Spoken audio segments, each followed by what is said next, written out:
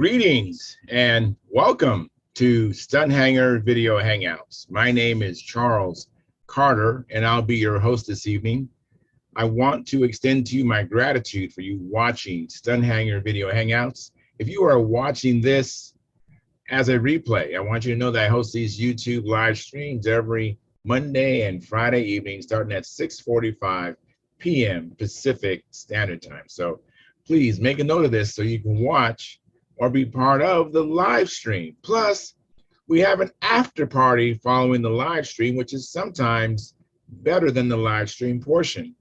You must be a registered Stunthangar Forum member to find the link to be part of the live stream and the following after party.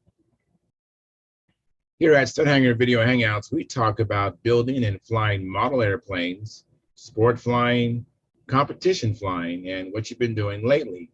To join our conversation, if you are already a member of Stunthangar Forum, you can find the link if you scroll down to the section called At the Bench. Now, if you're not a member or not logged into Stunthangar Forum, the At the Bench link will not appear. Now, if you're not a member, please register at stunthangar.com/SMF. That's stunthangar.com/SMF. That's Smart Men Flying. That's courtesy of Jeff Riley. You must place a space between your real first and last name when you register. You must also use a valid email address, or Sparky, the proprietor of Stunthangar, will not approve you. Now, if you're inclined to not come in just to enjoy watching us on YouTube, wonderful, fantastic. Please enter your questions or comments in the chat box, and I'll do my best to make your comments a part of the show. Now, understand, sometimes even I can't get a word in myself, so be patient, and I will ask our illustrious panel your question or state your comments. By the way, you only can make comments or questions during a live stream. So like I said earlier, I host these YouTube live streams every Monday and Friday evening starting at 6:45 p.m. Pacific Standard Time. Now, if you find the Stunthangar Video Hangouts that I host, or the many building videos, Saturday at John's, contest coverage that Sparky does on this platform, informative and enjoyable, please give us a thumbs up, thumbs up, thumbs up. Subscribe, and when you subscribe, make sure you hit the notification bell so that whether myself or Sparky comes on, you'll be notified. Share the videos. Comments also help the Stunthangar YouTube channel grow. Please consider joining Stunthangar's YouTube membership starting at just $4.99 a month, which is less than 17 cents a day. You just got to down below here, hit that blue button. And by the way, I'm also a member. I have the $4.99 come out of my account every month, and I don't miss it, and I suspect you won't miss it either. You can also use the super chat over below the chat box over here to make donations of any amount, and hopefully we deserve a larger amount because you see the value in what we're doing. And your support helps offset just some of the expenses of running Stunthangar. And with your memberships, you'll get special badges and stickers that Spark and I can see in the chat box. You also get unlimited replay of member-only videos. And once a month, Sparky has a question and answer show for members only. Now, this is Sparky's YouTube channel. I'm only in here on Monday and Friday night, so I don't really check the comments and that kind of stuff. So if you want to get in touch with me, or if you have a suggestion or a question, go to my YouTube channel, which is called Flying Control Line Stunt. That's Flying Control Line Stunt, and place a comment or question on the 2019 AMA National Championship video, which Sparky shot with his airplane, with his video of me flying his airplane, his Junar XL, which he's been working on lately. And if you do that, I'll receive a notification and be able to respond to you quickly. I want to thank you for your past, your present, and future support. You are making it happen. Please keep the conversations family room friendly. In other words, please don't use words or do things you wouldn't say or do around your own children or grandchildren. And without any further ado, I'm going to post a link now at Stunthangar Forum. So let me post that now. And that's posted. And let me do this other thing here. And I'm going to send this. Great. So now people will be able to come in. There's a link posted at stunthangar.com. If you are not a member, I don't know if Sparky will be able to get to you tonight, but he will shortly approve you if you're a decent person, you know. Let's see. Let me close this. Now I'm going to go to what I call the control panel of Sparky's YouTube channel. I'm on my way there. Just give me a moment here. What am I doing? I'm already there. I need to go here. Just, my computer is a little bit slow today. Click that. Come on, what's going on? Here we go. All right. There's where I want to go. All right. So I don't have anything here yet, but I did go flying today with Joe Mata and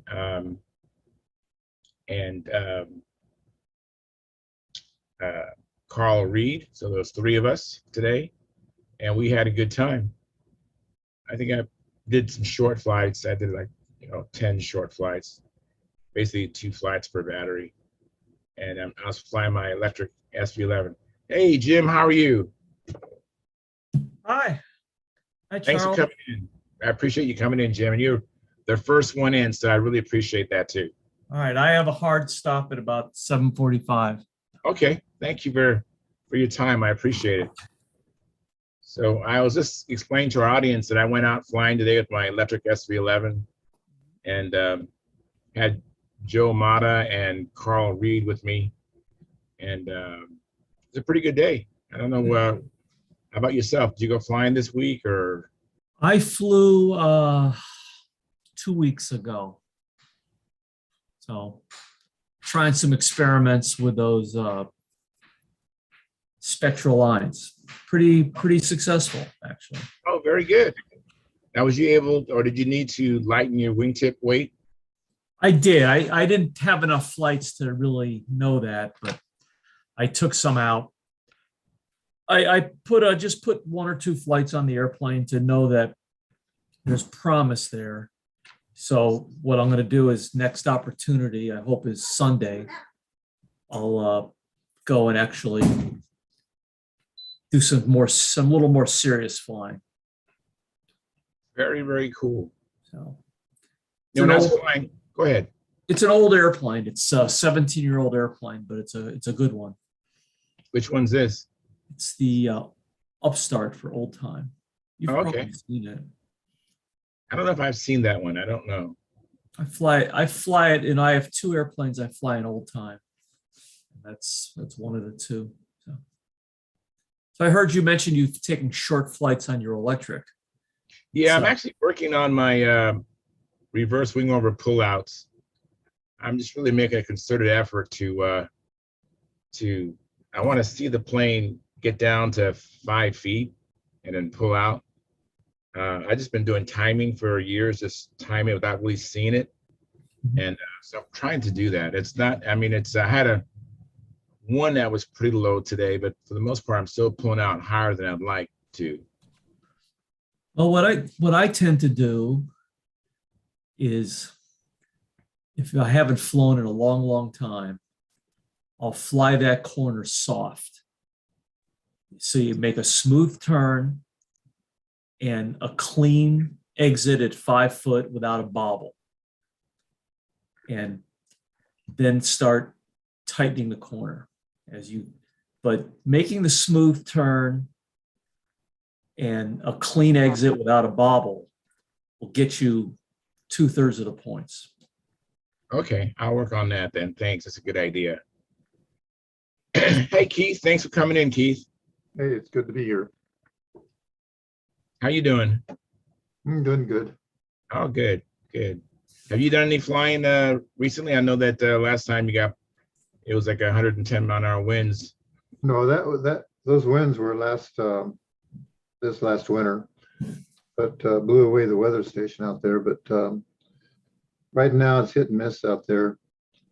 Going to try again Sunday. We'll see what happens. Yeah, I don't really fly on weekends because I fly at a public park and on the athletic fields, that's when it's busy. I was on weekends. So I have to do most of my flying during the week. And when I'm out there, hey Jerry, thanks for coming in, Jerry. Good And to see you. good to see you too. So I go out during the week, and Jim has seen it. It's hardly anybody out there on Friday mornings. I think you joined us on a Friday or a Monday morning at Jim, and there was no one out there, right? Yeah, it was okay site. Yep. Yeah, so that's what I do. And right now there's a baseball tournament going on, and so it's not going to happen. I mean, flying on weekends. Yeah. Well, I got spoiled in Tucson. We were flying 4 or 5 days a week year round. Oh, I bet at Christopher Columbus, right? That place. Yeah. Oh yeah, that's you definitely get spoiled flying there. So we I were see Jim flying. Hoffman there. Hi, Jim. Hey, Jerry. Nice to see you. Good So to see you. I flew in a city park last time I flew in West Phoenix, and it's Phoenix. It's summertime, and they're sprinkling the grass constantly on no schedule. I think they've sprinkled and they stopped, so we started flying. I'm flying around, and they turned it on again. I flew the plane through the sprinkler, through the rain. Yeah, I've had my fair share of sprinklers hitting my plane and hitting me and us. We just gather all our things and move further away from that station. Yeah. And yeah, it's happened to us too. So I agree with Keith. Flying at that site in Tucson is fabulous. It's 100 miles from my house. I make the journey frequently. Wow. Yeah, I have it made, even though mine's not as nice as that, but at least mine's only 10 minutes away from me. And then my buddy Joe Mata, it's like 3 minutes away from him. Yeah. I've got a very nice site, very close, but I'd be stooge flying in a city park, and I'm not going to do that yet. I had an accident decades ago. If I'd have been alone with a stooge, I'd have probably bled out in the park. So I just don't stooge fly. Yeah, it's when I take my stooge out, I have a in my fanny pack, I have basically it's like it plugs the muffler so I can shut the motor down real quick, and I make sure I have a cell phone, and so if anything was to happen, I could call for help.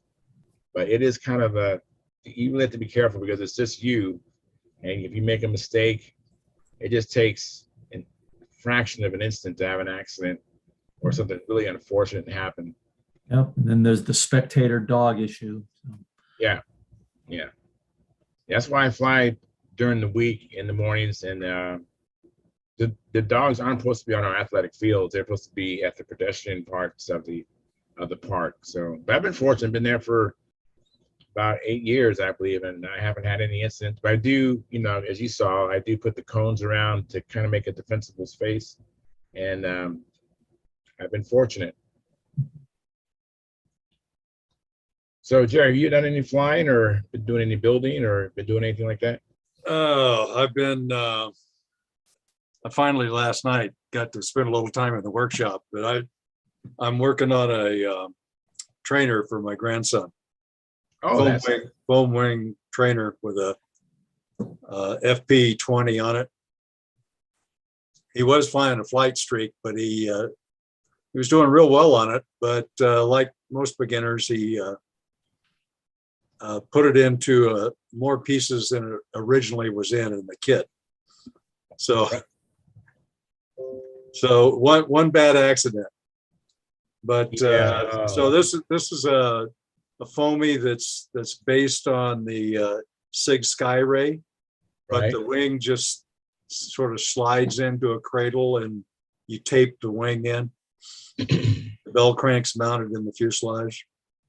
So easy to fix, relatively easy to fix crashes. Very cool. Very cool. Pardon me 1 second. Let me catch up on the chat box.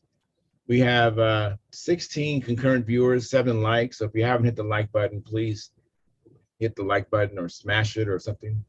And then we have Gary Sinclair. He says, hi, everyone. Be back Monday night in person. See ya. Fair winds and tight lines. Thank you, Gary. Hope you're enjoying your vacation time with your family. And then Tom Rammel says, like provided. Thank you very much, Tom. Hope you can make it inside here as well. And then John Miller's in the house. Thank you, John, for coming in. How you doing? Doing well, thank you. Good. And then Jack Snapley says, hello all, like always, around the world, and just saying hi and missing all his airplane stickers. But thank you very much, Jack, for doing that. So how are you doing, John? Good. It's real warm here the last couple of days. So I pretty much stayed in the house watching TV with the air conditioner going.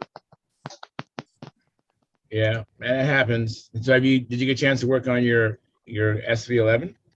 A little bit, you know, a little bit here, a little bit there, you know, year and a half, it'll be tough. Yeah. Yeah, well, I haven't had a chance to work on my my precious balsa either, so. But by the time you if you're like me, by the time you get it done, you'll dismantle it because the balsa will be so precious. So, Yeah, I can sell it for a fortune, right? By then. yeah. That's funny. Hey, Tom, thanks for coming in. Appreciate Charles, it. hi guys. I don't know if anybody else made any likes, but when you do a like and come in, I consider you a VIP. But you guys are all VIPs no matter what. But when you do that, then you're especially a VIP. So thank you for I have a video I could share. Yeah. Uh, You know what? Let me fix the share. I didn't fix that. Thank you for reminding me. I gotta set that up so that you guys can do that. Just a second. Okay, now it's set up for you. You can share it away now. let's see if I can get it on here. Oops. Now we're up to 11 likes. Thank you very much for those of you who hit the like button. We have 18 concurrent viewers and 11 likes. So if you would please smash that like button, appreciate it. I guess I have to split it out first. Hang on. No Go ahead and problem. talk. I'll work on it.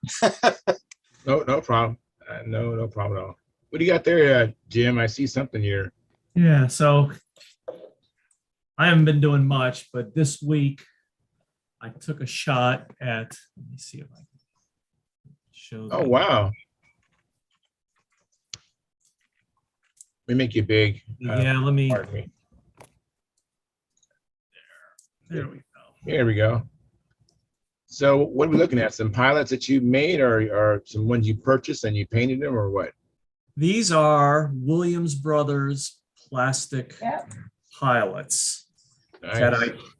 I painted. Let me see if I can. Hey, Jim, you got that 1,000-yard stare down good on them, though. Very nice. So this is the basic kit. It's a nice, lightweight, molded plastic pilots. And then some assembly required. Right. So I'm Very good. Now are you using just like any paint you want, like acrylic? oh no, these are acrylic enamel. There's years ago, Bob Hunt put out, remember Bob Hunt's videos?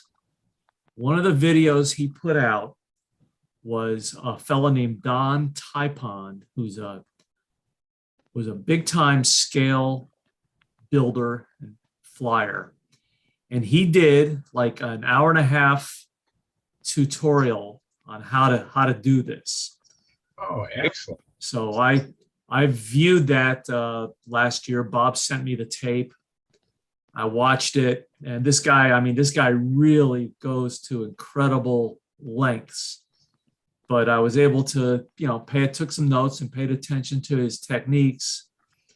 And without too much effort, I created these. one is my first try, the other is my second try. And I've got a third pilot that I haven't touched yet. And if I'm motivated, I'll give him a try. I still have to paint the clothing, but that's going to match the airplane colors, and I haven't created those yet. So, Oh, okay. Very nice. but I'm reasonably happy with it. I think it's good enough. These pilots weigh 6 grams each. So, Wow. I'm pretty happy with them. You should be. You They look should. good. No. They look good. I have a couple of Tuskegee Airmen from Williams Brothers, and I have another Williams Brothers pilot, but they're still inside the package. So tell me, so when you glue them together, do you sand it, and do you put any sort of like filler or anything so you can hide the seams? Do you do anything like that? I glued them together, and really the best experience was with a slow acrylate. And at that joint, I took a file, a relatively fine file, and flushed up the edge. The acrylic paint is very, very thick. So you thin it with water. I mean, just a drop of water. And that was adequate to hide any rough spots from the filing. So it came out fine. No one will ever, the joint is invisible. Wow. I do remember when I was looking for these a year and a half ago, I went to the Williams Brothers website, and it's a very small company, and they were in big trouble financially due to the pandemic. They couldn't get materials. Things really went down the tubes, and their inventory was gone. The blurb I read, what they did is they have thousands of products, and they'll make a production run of, like, say, these pilots, and set them aside and not make another run for maybe 5 years. So anyhow, they were in trouble, and these pilots that I wanted were not available. So I think I bought these on eBay or Amazon or somewhere. Oh, okay. So I guess my point is, I don't know the status of the Williams Brothers company. I just don't know. I think the Williams Brothers pilots that I purchased, I bought them at Brodax. Yeah. So Brodax has some of them. Yeah, but you want to know that the factory is okay. I don't know that. So that's I been don't- what I I've don't done. know if the tradition still holds, but it used to be when a company that supplied us got into that position, John often went in and bought the company. So I don't know if that's what happened, but there's a lot of the products that he has. He bought the company as they were going through tough times. Yeah, that's true, John. I met the fella, his shop foreman name was Johnny. That was his job, was when Brodak bought out somebody, he would take a truck and go and gather up the machinery and the tooling and bring it all back to Brodak's. He showed me the Rev Up line, the BY&O line, a couple of fuel tank production lines. Yep. It was interesting to see. They showed us how they made wooden propellers. That was Yes. Yeah, I remember seeing that machine. That not sure if it was a Portsmouth or what the manufacturer was, but I remember seeing that. They wasn't doing it any longer, but you could still see the remnants of some of the props. I even got a prop out of their bin, and John and Buzz signed it for me, and it's in my shop. Yeah, they made a prop, while we watched. It was interesting. The machine was kind of a one-of-a-kind device. It had parts in it, features that were very much like a tracer lathe. but it also rotated as well. It was quite the thing. Right. Hey, Dennis, thanks for coming in. Another VIP. And I saw you stated a very important like. So thank you very much. I like those important likes and the less important likes as well. But thank you very much. And I Keith, think Keith Keith's is, trying to show us some of these pilots. Are these the ones that you've painted? Oh, these come from a guy in England, wow. and they're like made out of styrofoam. They don't weigh anything. Wow. And here's see if we can get it all. Yeah. And you order British, American, German pilots. These are German pilots to different scale. I think this is 1/9 scale, and this is one that's going to fit in my Focke-Wulf if I ever get around to building it again. And I think this is about, no, this is a Navy pilot. And then these were for a little half-A scale airplane. I want to do the Navy in North American HA-1 bomber. And it's got a big cockpit, 3 guys sitting in it. So that's what that is. But these things don't weigh anything. Wow. Now, does the guy have a website or a catalog that? No, but then I don't have his email address right here. I'll get it for you next time we come up. All right, cool. That's really neat. So for Now- what they are, they're reasonably priced, and he's easy guy to work with. Now I think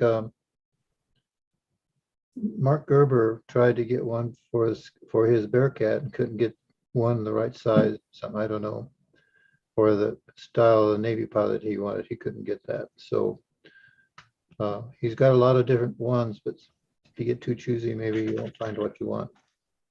Not trying to steal your thunder again, Jim. I've done that to you twice now. Not a problem. Very, very nice. Thank you very much, Keith. I think that's neat. Here, I think, yeah, you can see they're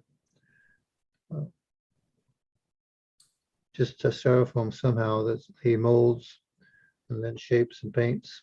Mhm. And they Wow. seem to hold up. I've had one in an airplane for several years, and they don't seem to fade or any discolor or anything. So Oh, that is so cool. I think his name Yeah, is. that's a very important point. How you mount these in the airplane is really important Mhm. because we've all seen failed joints. well, actually, what I'll do on these, I'll put little stakes in the bottom and punch that into the floor of the cockpit. So they're pretty well stuck down with epoxy. There you go. That's a good approach. I've seen more than one nice stunt ship with a pilot rattling around in them. Yes, I've seen that too.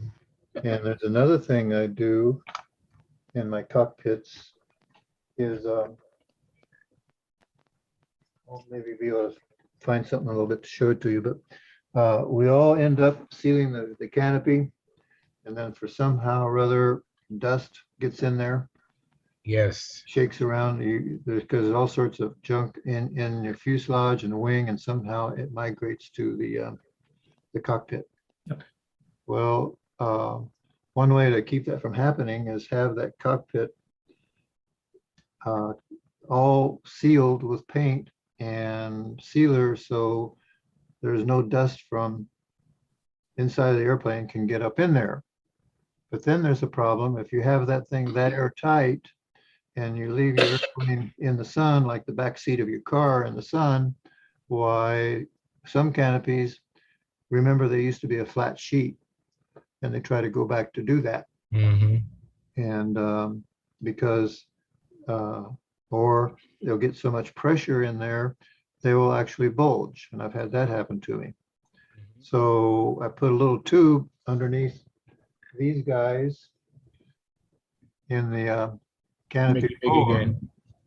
Put a little tube under canopy floor underneath this guy.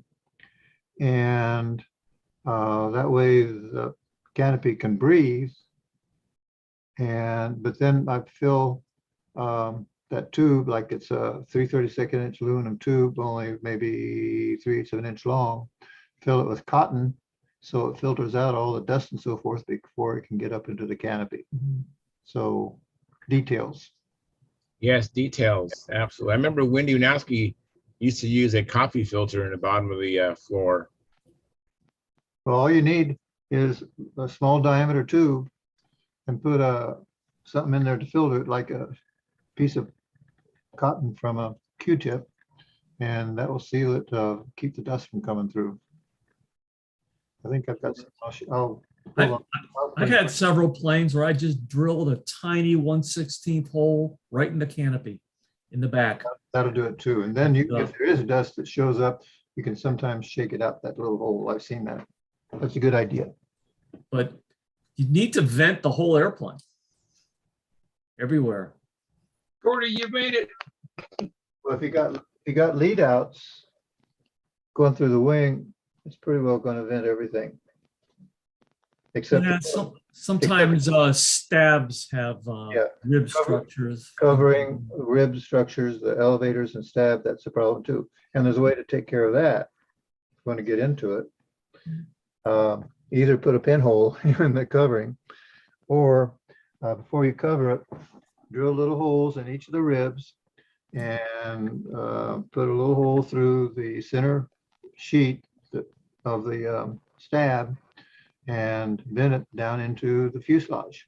Yep, that's what I do. It takes all of about a minute. Yeah.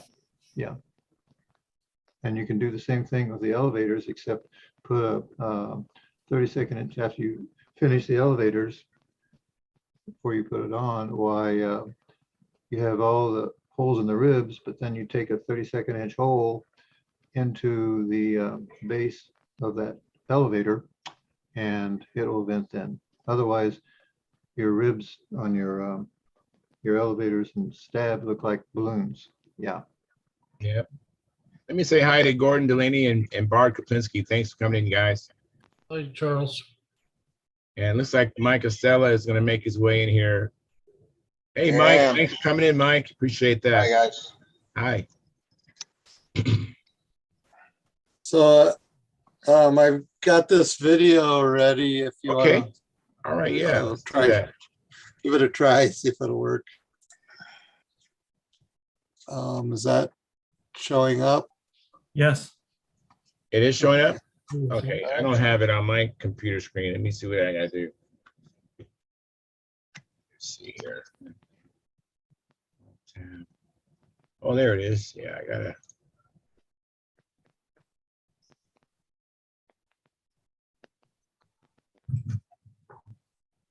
Oh, very cool. What plane is that, Tom? This is the trainer that I built for the grandkids to fly. You'll see one of my grandkids flying it next.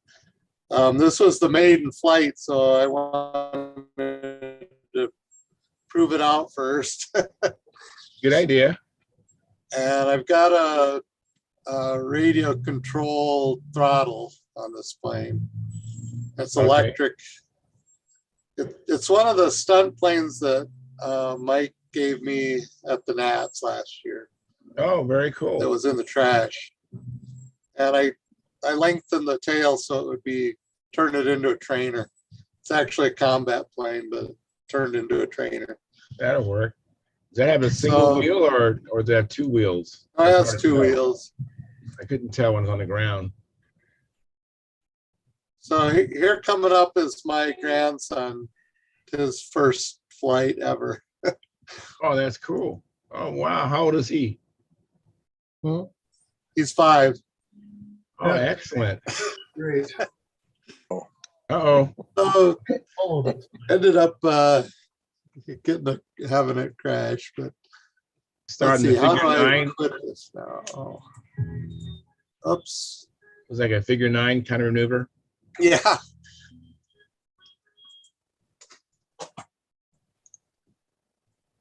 Very good. Thanks for sharing. Stop sharing there. Okay. Thank you very much. So I'll have to get that back together and give it a try again. Yeah, absolutely. Just get some 5-minute epoxy. You could have been flying again, maybe. Yeah. He had fun anyway.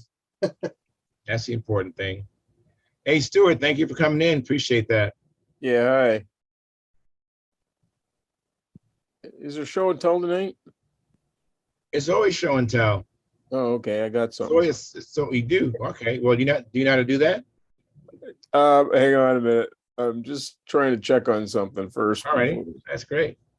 Charles, Mark Kapinski wants to do a show and tell.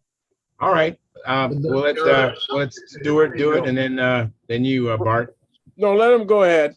I need a minute or two here. All right. Would you just, So many years ago, I built a Gordon Delaney Too Much. It's a very large airplane, and it's in the process of being ready to finish now.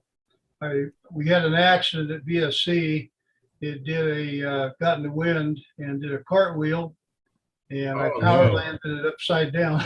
Oh It's man. two Fox 35 engines. We were having a lot of engine trouble because one of the shafts were very loose in the bushing, and we just had a lot of trouble trying to get it going right away. But I've got it here, and I'll show you a few slides. All right. It's a little That's- teeny. Hang on, Keith. Oh, He's that's- just showing the cover of the 5 models with the Too Much on it. Yeah. the stab is 36 inches long. Wow. Okay, So that's the Too Much fuselage. this is the rebuild, and it has a full cockpit all the way down to the wing. The pilot has a boom mic, has glass covered instruments, dual throttles, dual lean mixers, a grip stick and a compass and trim wheel, Wow. and gonna try to get some polar agree on it tomorrow. I've been sanding on this thing for 3 weeks. You figure you have 960 square inches, and then you get to turn it over and do 960 square inches again. Yes. Yeah, that's a big plane. Not much wing. He's gonna show you the wing now, Charles. All right. Oh my goodness. Yeah, I wasn't too far from that wing at his house a couple years ago. That was a big wing. Yeah, the wing is 6 feet 5 inches. It has retractable landing gear, Listen, Lita. 2 Foxes will be in here, and underneath it has wells here for retractable landing gear, and all of the electronics, batteries, and stuff goes in these center hatches. And you can see it's got sanding marks all over it and everything. I've been really working hard to try to get ready. If things go well, I'd like to fly it at BSC this coming year. Wow, that would be neat. Lot of airplane. A lot of airplane. Yes. Lot Wow. of airplane. Let's see if I can back up. I don't know, Gordon, can you move your chair to the left? I might be evicted. I don't know if I can back up far enough to get it in here. I don't know. I don't think so. You might have to go outside. Wing is 6 feet 5 inches. Yeah, that is a big wing. 'Cause I'm only 5'5", so when I was, Go to the gym before you fly it, 'cause it does pull pretty hard. Good. It's coming together, and I think it'll look presentable. And like I say, if things go correctly, I'll fly it at BSC this coming year. oh, that's A lot great. of people wanted to use retracts. And this airplane in 1967 had retracts. Wow. Yeah, Wow. It didn't work as good as these new ones, though. so the new- yes, it's got a timer where the launcher will throw a switch, let the airplane go. 8 seconds later, about 3/4 of a lap or less, the gear comes up. And when the engines quit, the last engine quits, the gear comes down. And it's really a neat system. So anyway, that's what I've been doing up here. The slave driver sitting there has been driving me all for 3 weeks. So Yep. It's been hard to keep him busy. Well, it's hard work. His right arm's about ready to fall off. it's been a lot of work, but it's going to be worth it in the end. It's going to be a pretty airplane. So Oh yeah. What Anyway. colors are you gonna paint it? got two nice Foxes all redone. And they're within 2 thousandths of each other on all the measurements. Got the nice Fox shafts in it. No, they're not Fox. There's the ones I bought for you You from, bought the shafts and they came from from Randy Smith. Randy Smith, yeah. Yeah. And the crankcases, Glenn Dye got them from Fox unhoned. And then Glenn fit the cranks to the bushing and the crankshafts. You know, the crankshaft and the bushing. So give about a half-hour break in on each one. The top, it's been run quite a bit, but I'll run them for a good half hour, 2 minutes a shot, and get them broken in. And it's going to be a fun airplane. It's a little work to fly it, especially if it's windy, because it really does pull. And it has I think a 60-pound pull test, I believe the max pull test. But I'm also going to be playing with Spectre Lions. I'm going to go check them out because I was very impressed with the Spectres that I used on another airplane. So anyway, that's it. Well, thank you very much. Appreciate that, Bart. I was wondering what you was working on when you was up there in Utah. I didn't know what you was working on. So now I know. Yep. That's the only way to get him to work is bring him to Salt Lake. Well, I've got to have somebody to harass me, and Gordon's really good at it. So Very, very cool. Let me welcome Mark Wise. Thank you for coming in, Mark. And Carl Reed, thank you for coming in, you guys. Appreciate it. So you ready, Stuart? Oh, I got a couple of things I could show you. Dog down there now. I'm in RC also. So a couple of years ago, I used these wide bands that are about 3/4 of an inch wide and about 8 inches long to hold the wing on. And you know how they rot. You won't use them 3 times and they fall apart, right? Right. So I started trying to figure out where can I there's got to be something better. So got on the internet, and after a year or two, I just happened to come across these beautiful things. Look at these. Ah, And I used these last fall for, I don't know, maybe 3, 4, 5 outings. And I left the bands on there all winter. And when I pulled them out in the summer, they were fine. so what is the material? This is the bag, platinum rubber. I think I got these on Amazon. And they just don't rot the same. They're on the bag, it says high heat UV RE, whatever that RE means. And then it says 64, which I mean is the size of the band, I guess. And then I got a pound of them. But these things have been great. They are. So I don't know. I just thought I'd pass that on to you. Well, I appreciate that. I know that I've had some profiles in the past that the tank was held on rubber bands. I don't do that very often, but I remember going through rubber bands just because of the fuel. Yeah, you guys got all those base planes. There was another thing I had here.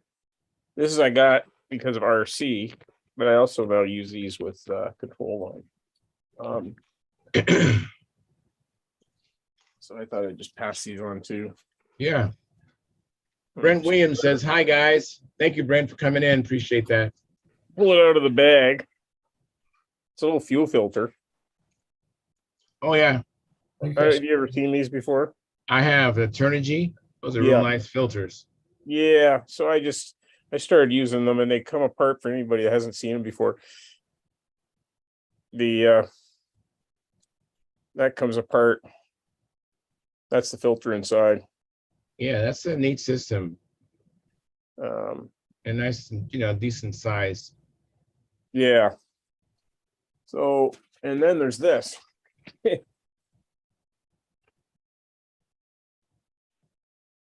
I'm just started. I kind of worked on last year with a guy in my club. And Oh wow, did you make that? he actually made it. This is done 3D printed. Oh, And there's the name of the where to go if you want to go Okay. writing. And I'll just show you the difference in size. Oh wow. Okay. So he Cool. printed this and it comes like this is how it comes. Right. Gotta glue them together. And What size is that? Like a 7-inch reel? yeah, something like that. I'm not sure the exact. I haven't measured in a long time, but I've never seen one that big. That's pretty cool. well, one of the guys in our club's got one that's at least this big, and it was made out of wood. And I used it once, and I thought, "Wow, is that ever nice?" Because it's twice as easy to wind up, and Right. the line follows in the groove a lot easier than it does a smaller reel. Somebody said, "Well," but it works. His worked really smooth. And then I found this on that site, and that's free to get and download, so you can Okay. make your own. So again, there's the difference in the size. Right. So I'm still working on it because it has these other two pieces here that go together, and this slides down into the slot that you see here. So it slides in. Okay. Okay. And there's holes. I don't know why I did this, but maybe this wasn't perfect. There's a couple of holes there, and I think the lines were supposed to go in there, but they're too small.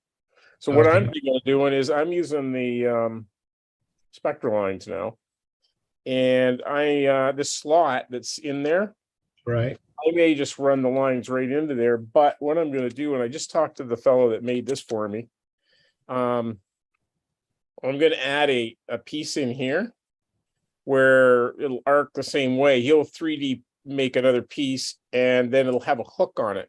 So you can bring the lines in here, hook them on, and then just wind them up. Okay.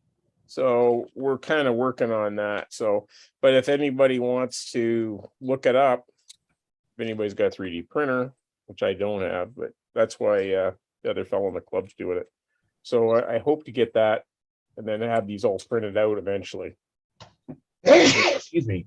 That was at thingiver.com. Is that what it was? Yeah.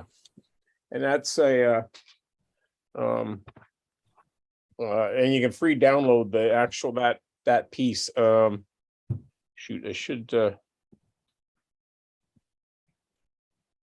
think if you just go control line and search it on their site, you'll find it. Control line reel. Yeah, pretty neat. So, I like bigger reels. I have a 5-inch reel that I really love. And the lines are, the lines are, it's easier to maintain the lines before they get those whoopies and all kinds of stuff and kinks and all kinds of stuff. So when I get if I get to a new one with a hook on it, I'll bring it. I'll show you sometime. I can't help but notice your desk collection or desk system behind you. Yeah. That's pretty neat. I needed something like that. I came up with this about a year or so ago, a couple of years ago. Yeah, it's I want to take a look at it. Yeah, well, look at that. That's interesting. We all need something like that in our shops. This is it's not, I need to adjust it. Don't look at the shop, it's a disaster. Yeah, most of our shops are. So this hooks in. This is actually my central vac system. And I found let me show you this part here. This is all hooked in, but I also have like this over my bench. So what I do is these valves I found at the plumbing store. I got a specialized plumbing store here in just not far from me. This turns to open the valve. Oops. Like that. And then I got a switch, turn it on. Right. So of course I have this at the other end, and I can vacuum off my model as I work on it. Like Very here. nice. So See what I mean, Bart? it comes in real handy. Yeah, I that got is really it neat. over here. I don't know if you can see that. It hooks up to my scroll saw. Yeah. So I got them on all the machines, and actually, I like it. So it works pretty good. So Now that hosing, did you get that from Rockler, or where'd you get that hosing from? that the hosing came from the vacuum store that has the piping. So and the red valves came from a plumbing store, and I was just lucky they fit. They weren't cheap though. They were like $20 a piece or something. That is So very neat. Thank you for showing us that. So what did I get everything out I wanted to see or show you? Yep, I think that's it. Very, So- very cool. All right, well, thank you very much, Stuart. Sure. Appreciate that. I remove you and let me go back to the gallery view. And looks like I think Mike Lonke joined us, I believe. Thanks, Mike, for coming in.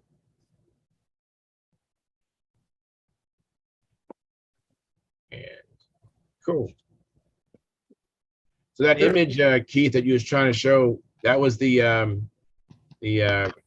that made the cover. That was the Too Much that Gordon had. You want to see it again? Yeah, I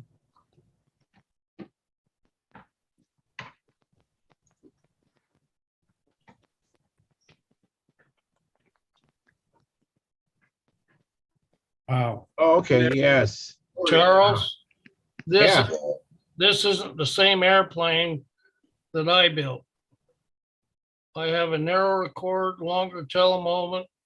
I slimmed the fuselage down, shorter nacelles, but it was originated from that airplane. And it's the Wow. same guy. Well, he was at one time. The movie star. He even had some hair. Yeah. Yes. I bet you was very popular when you was younger, Gordon. He's a male model. That's what he is. Mark had never done a stunt pattern with this airplane. And he let me fly it, and he says, I can't do this maneuver, I can't do this maneuver, and I can't do that maneuver. Right. Thank you, Keith. Flying it, and I thought, this airplane will do that. And I did part of an hourglass and just flew out of the top. And he started yelling. I think people in Salt Lake could hear us from West Valley. And I did about 3 of those. And then the fourth one, I just tucked it under and did the hourglass. And I can't remember what the other one was. I think it was the vertical 8 or something. When I landed, he says, you want to fly it again? And it was after that he finally tried to do the pattern with it. Mark was an excellent flyer, but I didn't know how many hours it took to build one of those, so I wasn't afraid of it. This was Mark who? Was Mark Gerber or Oh, Mark Fechner. Mark who? Mark Fechner. Fechner. Okay. Fechnor. And he passed away last year. Oh, I'm sorry to hear that. And Lynn Burrell, thank you for coming in, buddy. I appreciate that. Hey, how are you, Charles? Good to see Doing you guys. well. Good to see That's you too. good. And John, you have a question, John, or a Just comment? wave it, Lynn. Oh, Alrighty. hey, John. Hey, there, Lynn. Good. Leaving tomorrow morning. Me too. Oh, Yeah, we're all getting ready to evacuate. I think Mike Lonke, you packing for the Nats? What are you doing, Mike? All right, cool. Thumbs up. I get it. Very cool. Thanks for tuning in, Mike. Appreciate it. not to throw a damper on anything, but did any of you read that Bob Brookins passed and so did Ellen? Yeah, when I read it, it said it was passing, like he hadn't passed away. I was He wondering. hasn't, yeah, that's right. But Very he's- John, who passed away? Bob Brookins. Oh, The down in San Diego. No, not Bob Brooks. Bob No. Brookins. Oh, back east. Yeah, the guy with the paint, the guy that did body work and restorations. Yeah. Mixed up some custom colors for Wendy Ranowski. Nice. Bob Brookins is from Des Moines, Iowa. Yeah. And if you'll read the post carefully, he's not dead. He's dying though. Oh, Yeah. He's not Yeah, dead. sorry to hear that. I met Bob Sorry. Brookins a couple times, maybe 3 times at the most, and really nice guy. That he is. He was, or he is, Yes. and I just wanted to bring it up so that we could at least know and not be surprised soon. Hey, Jim Hoffman, thanks for coming in, Jim. I know you got a hard stop and you got to go, but thanks so much. See you, Bye, Jim. everyone. See ya. Take it easy. Jim. Yeah, Bob Brookins actually I saw him at Brodax and he brought his big magician, and I love the magician. That was my favorite plane as a kid, but I never seen a big one. You know, I had the 48-inch Midwest kit, and he had this big supersized magician, and he had that Vroom, I think it's called, the other plane he had, Vroom or something. But I said, man, I really like that plane. And he goes, I'll send you some plans. So he sent me a set of plans to his magician. And Oh, that's cool. yeah, whatever. It seemed like he's just a very helpful guy. Magician is a good airplane, a good flying plane too. Yeah, yeah. I hope to build one just for nostalgia, for my own personal nostalgia, because that was my favorite plane. Only plane I built, 2 of them when I was a kid. You know, no other plane I built twice. Yeah. Hey, Charles, just so you guys know, we're talking about Bob. They've had a tough go of it about the last 3 years because his wife is just super nice. Yeah, Elaine, she is, right? Is it Elaine, She right? has, yeah, she has Alzheimer's, and it's been Oh, man. Oh man.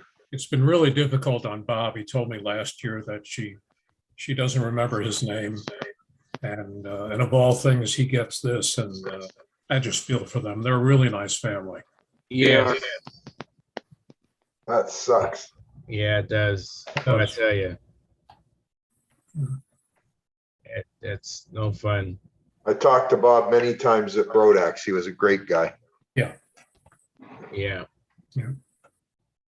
Yeah, they were Yeah. in Tucson this year, and Bob was talking about it was getting more difficult for Elaine all the time. To have this come out of the blue like this is just really devastating. I Yes. guess, you wonder, what'll happen to Elaine now. Yeah. She'll probably end up in a senior center or something like that, but Yeah. What a shame. It is. Did they have kids? I don't know. Okay. If they do, the kids would have all be grown and everything like that. So Yeah. I never don't recall them ever talking about them or anything like that. But Right.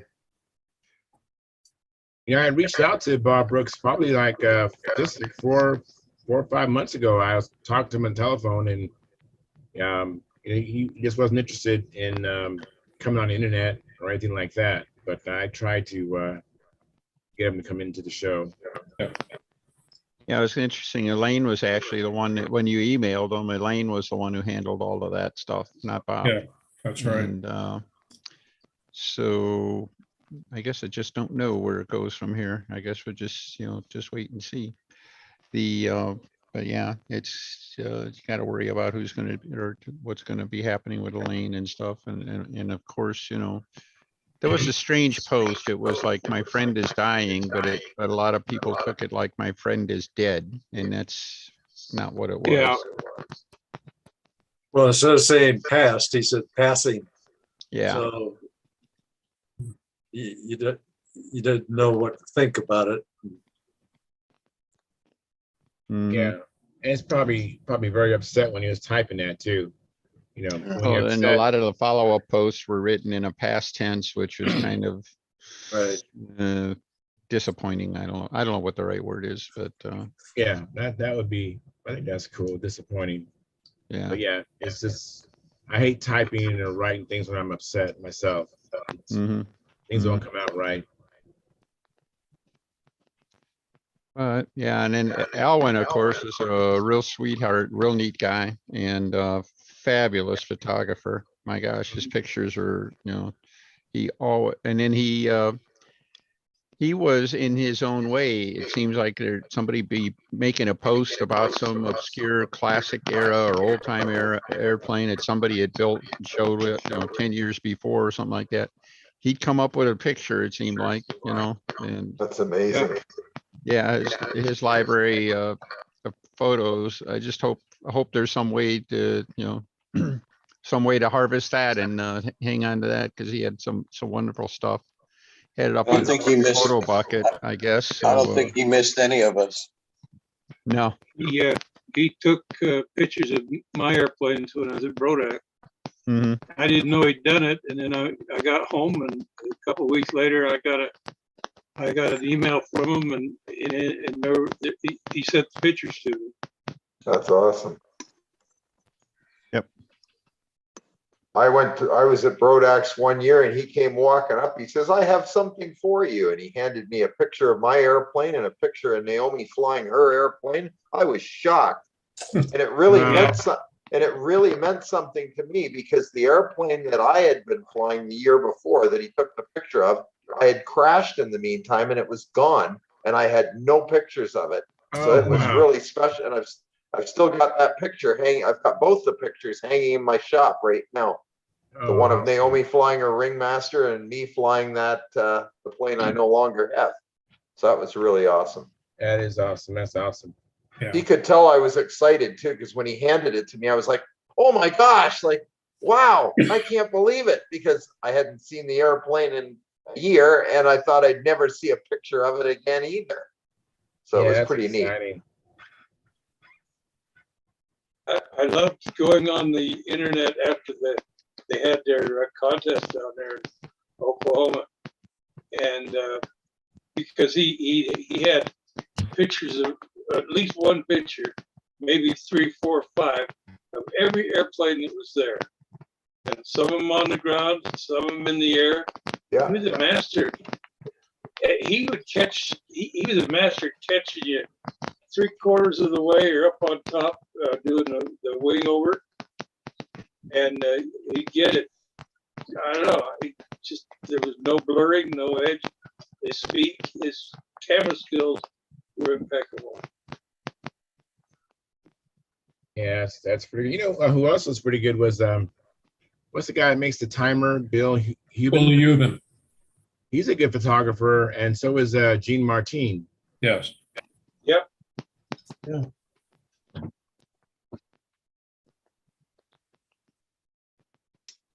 Anybody go flying here in the last couple of days?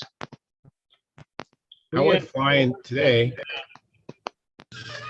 Been going at it every day for the last 3 days. I went flying. All right. Me and Sam. Oh, I'm sorry. I interrupted you. Go ahead, Ben. All right. We're having perfect weather here for a change for like 3 or 4 days, and I've been going at it with my Pathfinder and trying to find that sweet spot with my timer. Very good. Sam and I went Tuesday, Wednesday, and Thursday. We spent 8 hours each day at the field. Whoa. Wow. 8 hours. I think that the least time we were there was yesterday. We were only there 7 hours yesterday. Wow. Wow. Well, we trimmed out and flew 24 combat planes, all different stuff, half A, speed limit, FTD fast, and big block fast. And then he flew his stunter a little bit too, his Vector 40 profile for Junior Senior Open. So hopefully not too much screwing around when we get to Muncie. We got all our equipment checked out, everything trimmed out and flying good. So hopefully the gremlins don't get us while we're there. How many gallons of fuel did you go through this week? Well, it's kind of hard to say. So he probably burned a half a gallon of stunt fuel. We burned a gallon of combat fuel, and then probably a whole quart of half A combat fuel, which I mean is a lot considering you're only putting in an ounce, ounce and a quarter. That's what I was thinking. Yeah. Even combat's just 2 ounces. Well, we had some planes that were turds So rather than try to bend on them and fix it, we just bought more stuff. And then if something was bad, we put it in a bad pile and we'd hang the motor on something else. And, you know, we didn't screw around trying to fix a whole bunch of stuff. We just got the cream of the crop for everything. So, but yeah, and it was hot. It was, you know, it was only 95 degrees, 96, 97 the last 3 days. Oh So my God. that was awesome. That was like super fun to be out there. But we took a lot of Wow. breaks, drank a lot of Gatorade. We flew a ton. I'm telling you, man, we flew a bunch. So Wow. I think we're ready. Yes, I think so too. Rained in Muncie today. Did it? Yeah. It feels like it's going to rain here right now. I mean, soon. It cooled off about 15 degrees right after the sun went down, and it just, I can smell it, you know, I can smell rain in the air, and it cooled way out. I bet it's only 80 degrees out here right now. And I think we were 97 today. We're on day 24 of above 95 degree weather here in Middle Tennessee. Wow. The record is 35 days, but we're on day 24 right now of high 90s. So That's wild. yeah, not the best flying weather. I mean, it's been good to fly because it's been clear, you know, and the wind hasn't been bad, but it's just been brutal hot and humid. And, you know, we didn't touch an airplane when we got back from Brodax. We haven't touched anything because we had to get through 4th of July. And then after that, we got a bunch of stuff ready. So, I mean, it was, like I said, the last 3 days we were hitting it hard. But I made Sam fly everything, most of it. I was just out there starting, and I put him in a circle, and I watched the airplanes and did what I needed to do to him. So he's young, he can handle it. Yep. Speak of the devil, there he is. Hey, Sam, how you doing? Hey, Sam. He's not going to sleep tonight because he's ready to go to the Nats right now. Yeah, he'd like to go right this minute.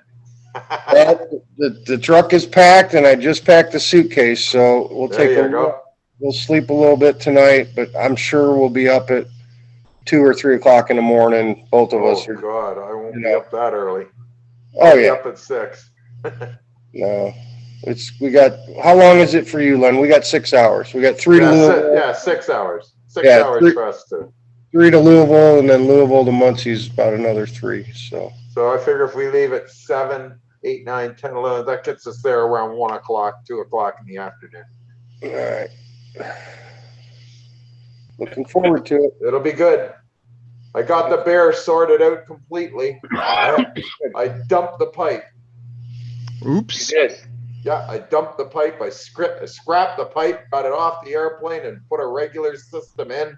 Worked perfect on the first flight. Flew a few more patterns with it and said, "That's it. It's ready to go." All right. Wow. All And right. then, You just have a header, or you have a muffler on the rear? I have a header muffler. Okay. A header muffler. A Rojet header muffler on the back. there you go. No pipe. The pipe is history for now. And I think the problem is that the pipe is too restrictive, because no matter what I did with that motor, and I tried everything in the last month, every single flight that motor overheats. As soon as I took the pipe off, put the header muffler on and ran it, it ran absolutely beautifully. Didn't overheat. It was perfect. Huh. Hey, Len, Yeah. listen, Naomi sent me a message and she said you're holding her back. I don't know what to tell her. Well, that's not the first time. Okay. I hold her back. I hold her back every day. Unbelievable. No, she didn't say that. I know she didn't. She probably did though. No, I'm only kidding. Well, Lenny, if I don't see you tomorrow during the afternoon, we're going to be over at the speed cage tomorrow evening flying the Okay. jet. Perfect. Ron, We'll catch up to you. Ronnie's been there all week working the Pylon World Championships that just finished. Wow. Okay. Wow. So, you know, the Australians were there, the Brits were there, the New Zealanders were there, and Yeah. a bunch of them stayed over to fly Pylon again at the Nats. Okay. And Ronnie was talking up the jet, and a lot of those guys have never seen a pulse jet fly. So we got a date for tomorrow night on the speed cage to bring all those pylon guys over so they can see Oh, it. see the jet go. That's awesome. I'm not flying it. I'll let Sam fly it. Sam can tear his arm up with it. There you go. Yeah. Sure, he'll love every minute of it. So, Well, it's actually kind of fun to watch Sam do it because all 99 pounds of them stuff leaning over and everything hanging out tight. And hey, he's a great job. He's 104 now. Wow! Oh my God! He's 104. You put him on double rations or something like that. Yeah. How tall is he now? Come here, Sam. How tall are you? Well, I'm 6'3", and he's right here. So yeah, he's just about fast approaching 6 feet there. Yeah, he's taller than Mama. So, Mike, I heard he was 125 pounds 2 days ago. How's that? Lost all that weight. 8 hours a day for 3 days. 8 hours. Oh yeah. Doing all that flying. Yes, very good. Well, I got chicken in the oven for him. I'm trying to put some weight on him right now. So very nice. Very nice. I just got one more thing and then I'll get out of here, Charles. Another thing, since everybody's sharing stuff for the Nats, I know it's not control line, but we like to, in our downtime. Yeah. All right. Some truckers. Very nice. We got you bringing those? Yeah, I'm bringing them. These are brand new, never flown, all three of them. Well, that's a Thermic 20. A lot of you guys might recognize that one. That was old Jetco kit, Thermic 20. Yep. These are Graupner. I'm probably not saying that right. Graupner. Yeah. And these were in the estate of Marshall Busby. I got these from Marshall's estate last year, and he must have he was over there on one of the F2D teams or something, And anyway, built those. The one in the back, I think I have the same one that was from somebody else's estate. This hang on, one? I'll go get it. Yeah, hang on, I'll go get it. Okay. I like your shirt, Mike. That's pretty cool. Oh yeah, that's one of Brittany Trute's shirts. Yeah. Like the girl that's selling them on. Yeah. Mm-hmm. On there. Does the back say anything or just the front? No, there's nothing on the back. And then this thing, this is a Sky Bunny. I don't know if any of you guys mess around with free flying little planes or rubber power, but I'll tell you what, we took this to Muncie the last couple of years, and we have almost put this thing out of sight, man. With about 700-800 wines in it, it'll fly for 2-3 minutes. Yep. It's really a lot of fun, easy to build. Laser cut kit goes together really nice. Very nice. To play with. And then anybody else who goes to Muncie, you got to go in the museum and you got to buy one of the AMA Alphas. This is a foam wing little deal that they sell them right in the museum there for about $15. And I'll tell you what, this is a really good little flyer too. You can get 2-minute flights out of that, no problem. Very nice. Just some stuff for us to play with in our downtime, Yeah. I'll bring this too, Mike. What do you got? Let me move. Hang on. Let me get to Lynn here. Okay, there you are. Let me make you big. the one. There we go. There we are. Okay. Oh, that's cool. That's really similar, man. It's close, but I don't think it's the same one. The tail seems different. Yeah. Is that your new PA airplane? That's my new PA airplane. Got a Rodet 03 in it. Yeah. Well, we should get together quick out there, Len, because I'll tell you, Sam has a habit of either losing these or breaking them, like in the first 2 days. Well, I want to lose one. I haven't lost one yet. I want one to fly away, so maybe I can make that happen. Yeah, the first year we were there, I built him 2 brand new ones, and he lost them both on the first day. Wow. You're building them right then. That's what you're telling me. Well, I wasn't watching, so they might have ended up, that year there was corn in the field next to the combat circle. Oh, so they didn't fly away. They just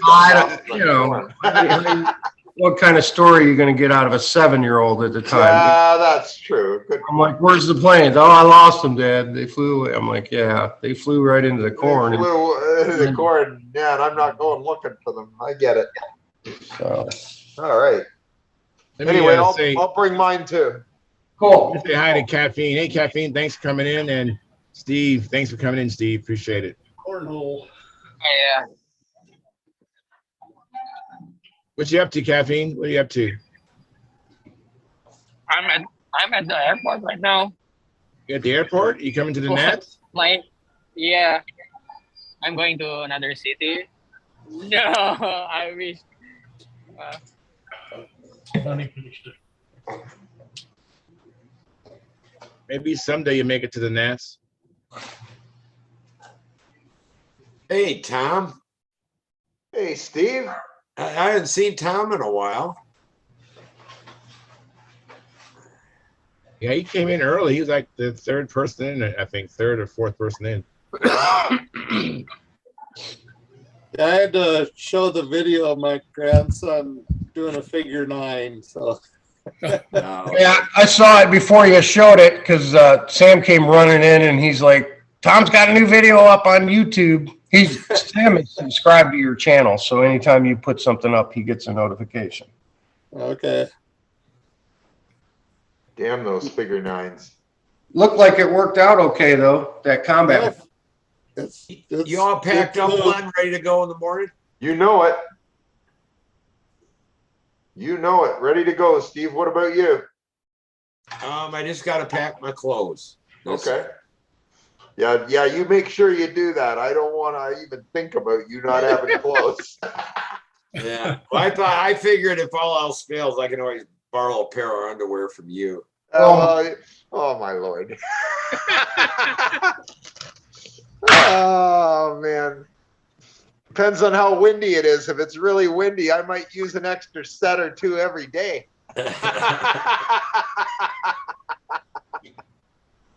Oh my Lord. Hey, this isn't the after party.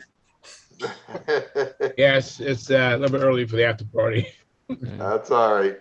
We're keeping it reasonable.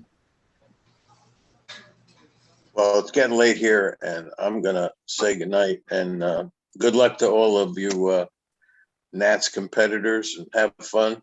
Don't forget to have fun. Absolutely. Hey, thanks, Thanks, Mike, Mike, for coming in. Thanks, We'll Mike. see you on the other side, okay? All right. You betcha. Yeah. Yeah, Charles, I'm gonna get off. I gotta hit the road in about 6 hours. All right. Thanks for coming in. I appreciate that, Mark. Well, hey, we'll see you tomorrow, Mark. See you, Absolutely. Mark. We'll see you Absolutely. tomorrow. Take care, guys. What, You too. what time Drive you taking safe. off, Len? I will. I'm gonna leave around 7 tomorrow morning. Yeah, that's what my plan is too. Okay. So, did you figure out how much time it's going to take you? Probably about 6 hours. Oh, is it really? Yeah. We'll be there by 1 or 2 in the afternoon. Well, that's right, because you got to come back west, don't you? I forgot about that. Yeah, that's all good. Charles, I'm going to take off too. I get up really early in the morning. So No problem, Jerry. Thanks for Yeah, coming in. stay I up. appreciate it. all right, good night, all. Good Good night. night. Good night. Yeah, I got all your stuff loaded up, Dennis. So, Actually, I got all my stuff loaded up too. My wife and I might be doing some running around tomorrow, so I wanted to make sure I didn't wait till the last minute to pack. So we're Okay. packing up a bunch of combat wings and Wow. got room for 1 stunt plane, and that's all I need. And I'm basically down to packing my suitcase. So did you talk to Wes? not today. No, I'll bring that airplane. If he can take it, fine. If you guys can't get it back, then I can always bring it back. Okay. Unless you I know think he'll somebody have else. room for it. I think he'll have room for it. He's got in his airplane carrier. He's got room for 4, and I think he's bringing 1 for sure, maybe a second. I don't know. I brought that the extra not ESC timer. Okay, that'll be good. And I got the Jetty box. I just don't I haven't bought a ESC for it yet. Mm-hmm. Because I had made up my mind if I'm going to go with Castle or I'm going to go with Jetty. Yeah. Okay. So, Well, one thing at a time. but I figure you must Fortunately- have a Castle ESC. Yeah, don't I you? got some castles. Yeah, so that'll work fine for you. Yeah, unfortunately, I was checking the long range weather forecast for the week and it's really looking ugly. So, Oh, no. yeah, we got, well, starting off Sunday, I'm running intermediate and we got a 40% chance of rain in the morning that jumps to 60% at 2 o'clock. So we either get it in or we don't. It's just about that simple. And, Wow. and Monday's not too bad. Tuesday is supposed to be like 8 to 10 mile an hour winds on classic day. And Wednesday is the great one. It's 11 to 16 mile an hour winds starting at 8 a.m. with 18 to 25 mile an hour gusts.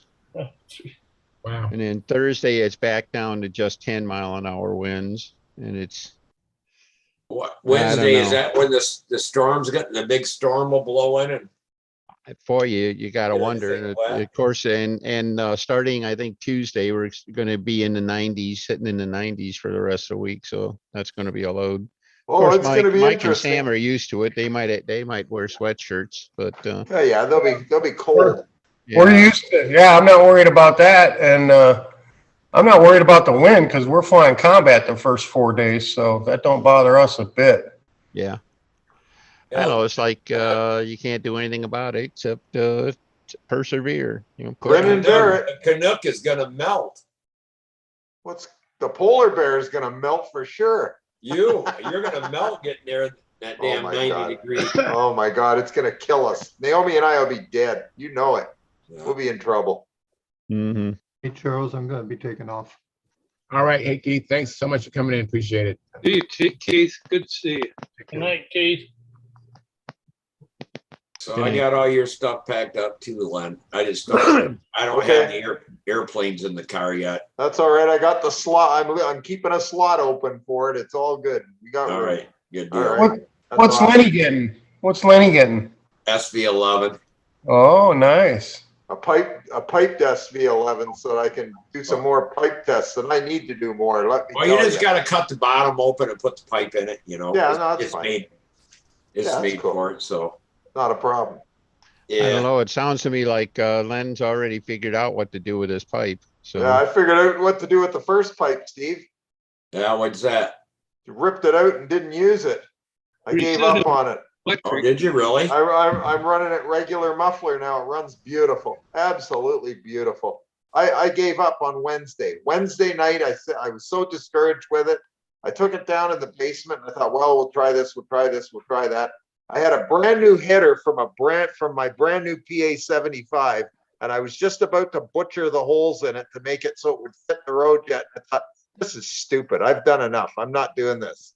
I am not doing this. I went back to the airplane, took the pipe out of it, threw it on the table, refigured everything, put a hole in the cowl on the bottom and put the header muffler on it, set it all up. Took it out Thursday morning. It ran absolutely sensational.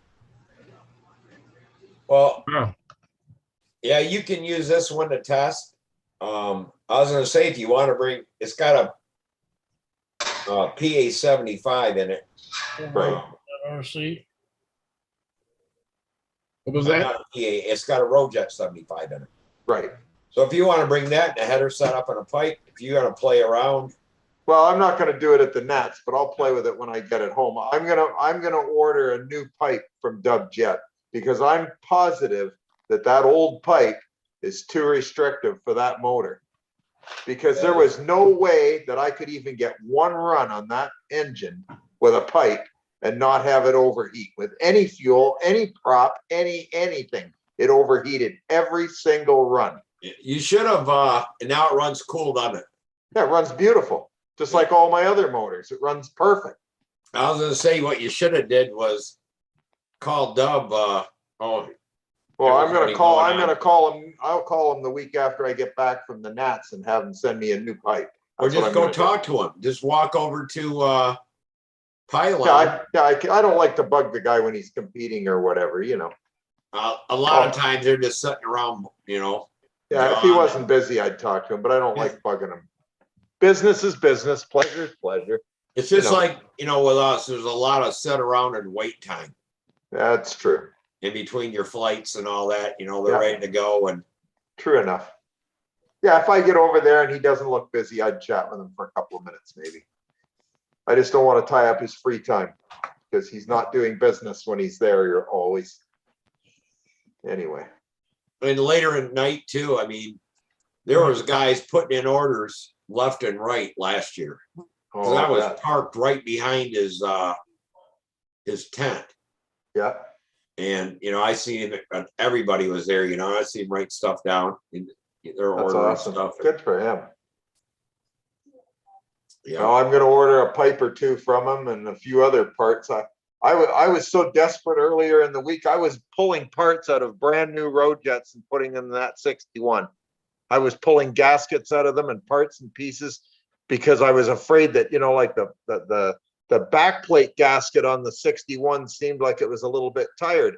So I pulled a brand new one out of a road jet 76 and put it on the engine just to try to figure out what was going on. Yeah, it's just that pipe. I just never, there's something wrong with that pipe, and that's okay. I mean, I don't even know who made that pipe. Somebody told me it was a windy pipe. I don't have any proof of that. I just know it's a pipe that isn't going to work with that motor. I'll go down. I'll see if I got a pipe, an older pipe. This is a 40 that's for that road PA jet. 40, yeah. Yeah, or a PA. That's a small pipe. Yeah, it's just, but I do have one other 60 pipe. I just got to find it. I'll dig around down there and it might be by the bench because I only bench run the thing. I never put one in an airplane besides the 41. Well, if you decide you're never going to use it, I'd gladly buy it off you. I don't think I ever will. I'll give them to you. I mean, well, you don't have to give them to me. Let me give you something for them, and we'll work it out. Don't worry about it. If you find them and you want to bring them, I'd gladly take them off your hands because I'm monkeying around with this stuff. If I ever get my oven back, I'll make the damn things.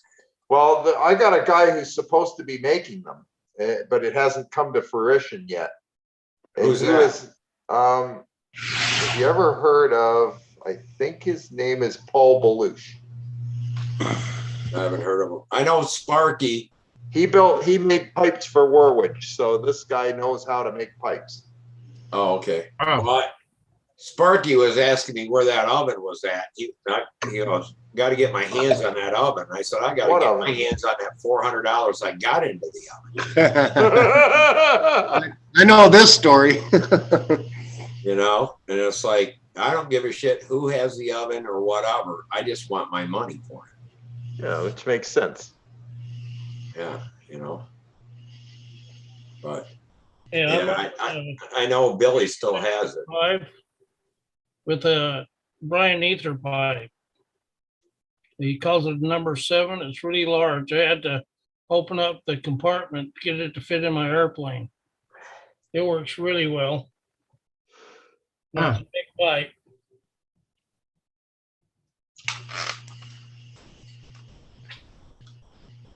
Did you get that or not? Say it again. Is that pipe for what engine? A Rojet 65. Okay. And it's a Brian Ether pipe number 7. And it's huge. Oh, okay. Oh, number 7. Okay. And the Rojet just lumbers along on that pipe. Number 7? It's called number 7. Okay. Dave Fitzgerald got him to build it for his motors. Okay. And Dave told me, so I called up Brian. He sent me one. Perfect. That sounds like the kind of pipe I'd like to have. Oh, the workmanship is beautiful. And they work. His props are beautiful too. I have a couple of Brian Ether's props and they're absolutely gorgeous. Yep, I've got several. He does really nice work. No doubt about it. Yeah. Yeah, I'd love to get a hold of one of those pipes. If it's the one David Fitzgerald's been using, that's the pipe I want. Well, last time I talked to him, he went even bigger. Wow. Yeah. Isn't that amazing, eh? You know, and I thought this number 7 was huge, especially compared to the 40 pipes and the Well, road I'm gonna build a Thunder Gazer hopefully in the next year or two. So I want to see if I can get it to work well, you know. Yeah. So if I Can't believe listen to what David's using, chances are it's gonna work pretty good. Well, I've flown several of his Thunder Gazers, and I tell you, the motor in there about pulls your arm off. Wow. Lots of power. Good to have power. I don't necessarily like things that pull my arm off, but I like power. Oh yeah. I can't believe he's flying that with that big of a motor and only 630 squares. That's a small airplane. Well, it runs like a tractor, right? It does. Yeah. That's the whole secret to this game, I think, for some of these guys is to have an overpowered airplane that doesn't have to work very hard to do what we need it to do. That's the ticket. When I flew it, you couldn't even tell the motor change. Didn't matter if it was up or down, it just one speed. Rock solid all the way. Yeah. That's cool. Yep. No line tension problem whatsoever. That's cool. So, Mike, you decided not to leave, huh? Say again? You decided not to leave? Yeah, no, I just finished packing the suitcase. That's all we got to do is throw the suitcase in the truck and we're ready to go. But we're going to sleep a few hours or try to. This one's going to be up all night. He's ready to go now, you know. He's geeked, huh? Yeah. But I need to get 3-4 hours at least. So I want to show you something here real quick. 3 in the morning. You know, I hope this year, Mike, that you can get him to the Vegas contest with you. Who, Sam? Yeah, I'd love to meet the kid. Oh, hell no. He's not going to Vegas with me. That contest is for me. That's a daddy only contest, and that's a break for me at the end of the season. I understand that. Yeah, go gamble and have some fun. What do you got, Steve? It's well, I don't know, you know, what size this is, but 25. We had Dick Imoff gave us 4 of those. Oh, did he? Yeah. Oh, okay. Mm-hmm. I don't know who makes it or who made it. Dick and some other guy made them. Oh, okay.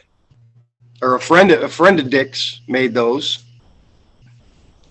They look good. All right, I'm bringing you that. I think it was they told me a 20 for slow combat, 25 slow.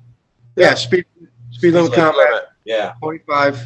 Yep. They just put a wooden mount on it, but they said that was fine for speed limit. Sure it is. All right, I'll bring that to you too. All right. We'll squeeze it in there. Well, you know, what's the odds that you're bringing all your combat airplanes back? Pretty slim. Yeah, so you'll probably have room for one to.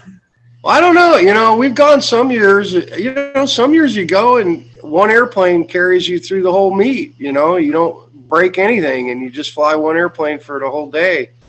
And then other years you're looking to borrow an airplane if you're in the final and you're out. You know, yeah, because it looks like it goes how it can go in combat.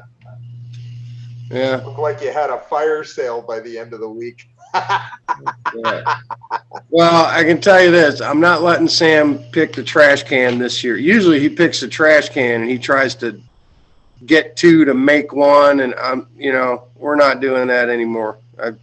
I just bought 40 combat airplanes from that guy up in Michigan. So we're not desperate for airplanes. Oh, that reminds me. He called me back again and said, he wanted to know if you could send me a picture or him a picture. I don't know if you have his his cell phone number. Yeah. But he wants a picture of the combat handles you use. And if he has some of them, I guess he's going to send them to you. Oh, well, yeah, actually, that's kind of an issue for us right now. Not for speed limit or fast or half A, but for F2D, Yeah. because the handles that Ronnie gave us have really long cables on them, right? They have like over 3-inch, 3.5-inch cables, but they're nice because they got the knob so you can adjust, Yeah. on the fly. But you got to make your own lines to use those handles because the lines that you buy, they're made for handles that only have like 2 little hooks on them. Yeah, I know the kind. You're only allowed, it's 52 feet plus or minus 3 inches. So you only got 3 inches either way. Yep. And if you buy the pre-made F2D lines from Ukraine or Russia or Eastern Europe, they're set up for those kind of handles. And I have several sets of those lines, but I can't use them because I don't have a handle that is short enough. So Joe may have the proper handles. Yeah. So just give you them elevators or stabilators or whatever you guys call them. And yeah, have him, or I'll reach out to him with a text message, because I sent him pictures and videos of Sam flying this week, so that Joe Senior could see Sam flying all his old stuff. Yeah, he said that if you get some pictures of Sam, at the contest, if you could send him them. Absolutely, yeah, I'll do it. You film some stuff and narrate it or whatever. Or I don't know. I'm actually, tomorrow my data plan starts over, and I'm buying 2 extra gigs of data tomorrow morning so that I don't go over when I'm at the nets, because I'm going to be on blast as much as I can get around. I'm going to try to get over to scale. I'm going to try to get over to racing and speed, of course, combat.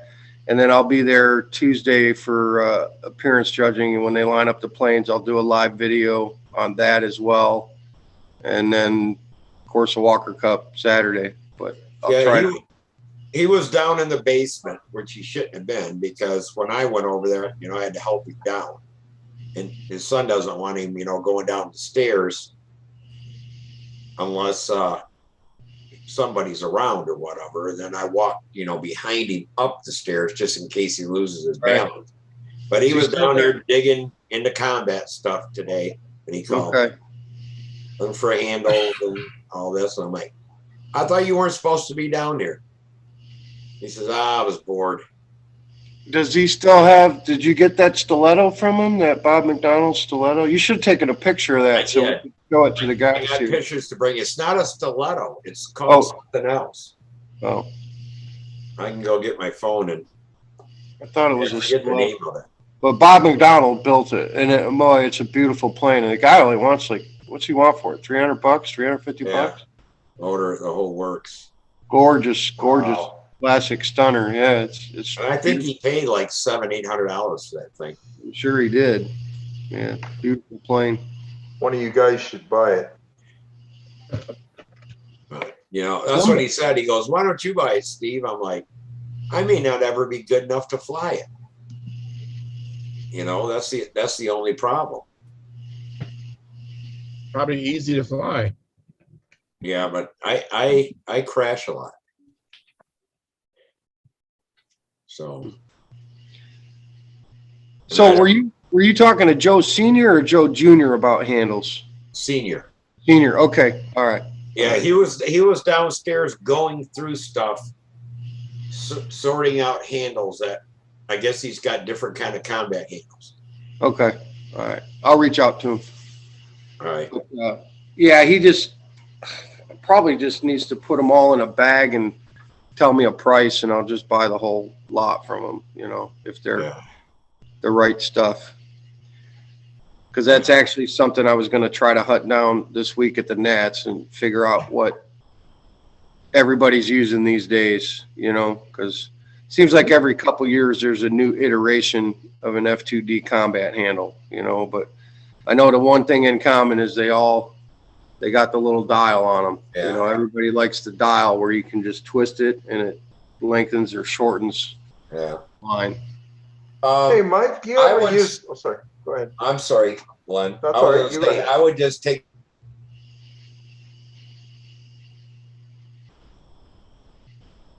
Whoops, you froze. Steve froze. He So froze. go ahead. I guess it's Mike, you. Hey, Mike, have you ever used lace straight lines? I think I have used a set or two of those. Are they any good or are they crap? Like I've got some old F2D lines. I don't know if you have any interest in them. I've had them for a long time. They came from somebody's estate. I don't know what the deal is on them. If they're pictures and send to him. my question is if they were legal, Len, that's the thing. Are they Yeah, legal? I have no idea. I don't know. I still don't, I'm not 100% up on all the rules. and what Yeah, the- exactly. Yeah, I don't know.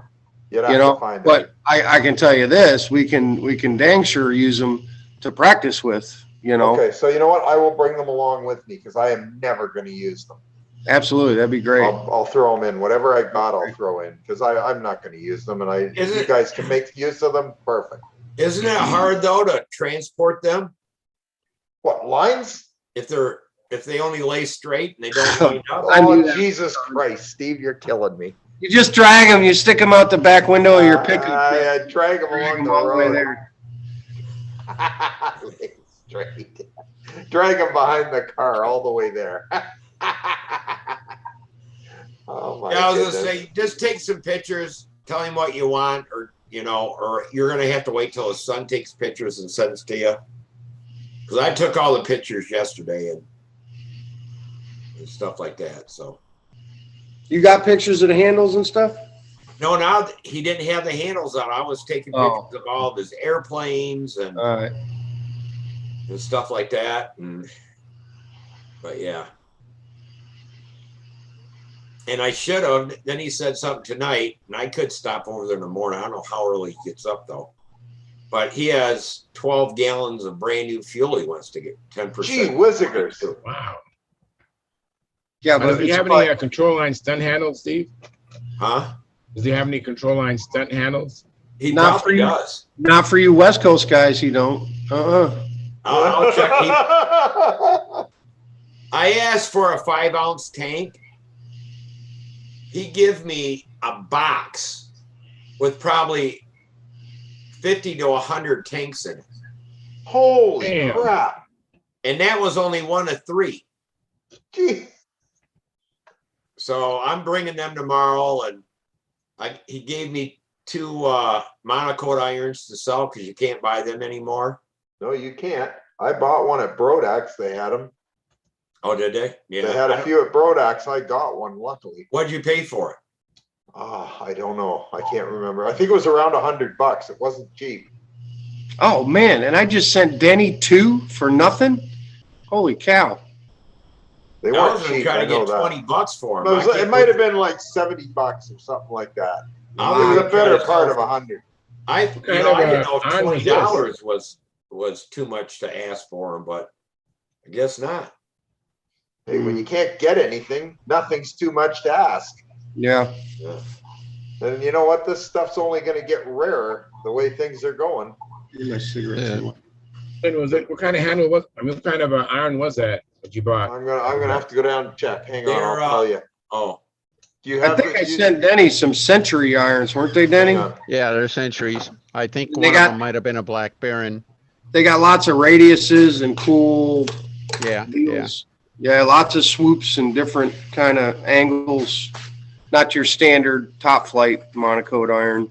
Yeah, I think the Hanger 9s are kind of pointy in front. They got some radiuses on the back of the shoe.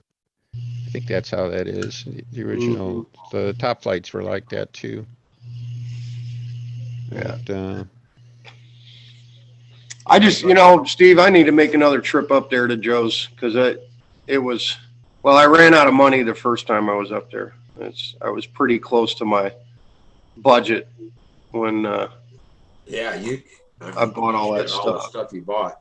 Yeah. Yeah, make another trip up or whatever. I mean, I told him I was going to buy a couple of them old fast combat motors that you can't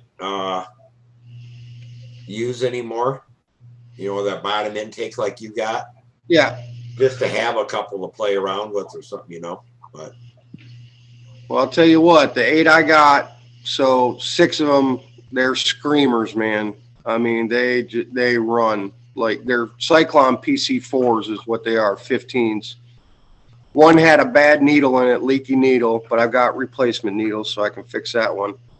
And the last one, number 8, I couldn't get it started. No matter what I did, I could not get the dang thing to start. So I'm gonna bring that one to Ronnie Colombo, and he's gonna go through it and see what's up with it. But those motors I bought from Joe, that was the best money I spent when I was up there, because even though they're not legal F2D motors, they're good for F2 fast, and they're great practice motors for me and Sam to use. Yeah. So. So Lynn, let me see that. Yeah. Iron. The iron? It's Hanger 9. Hanger 9. Okay. Hanger 9. Yeah. That's a good one. That's what I got 2 of them. That's what he has. They're Hanger 9s with the little knob on the back of it. I got a question for you guys. When you put your AMA number on an airplane, if it has a letter N before the number, what does the N stand for? That was a country code, just a USA country code. Okay, so it's all right if I put that on there, because I saw that on an airplane and assumed it had to have it on there. Yeah, you have to have it if you want to take that to an FAI meet or something like that. Okay, now I know. I just wondered what it was for. Yeah, you don't need it for the AMA contest even. But it won't hurt to have it. That's all I want to make sure. I just got into the habit of doing it on everything when back when. Yeah.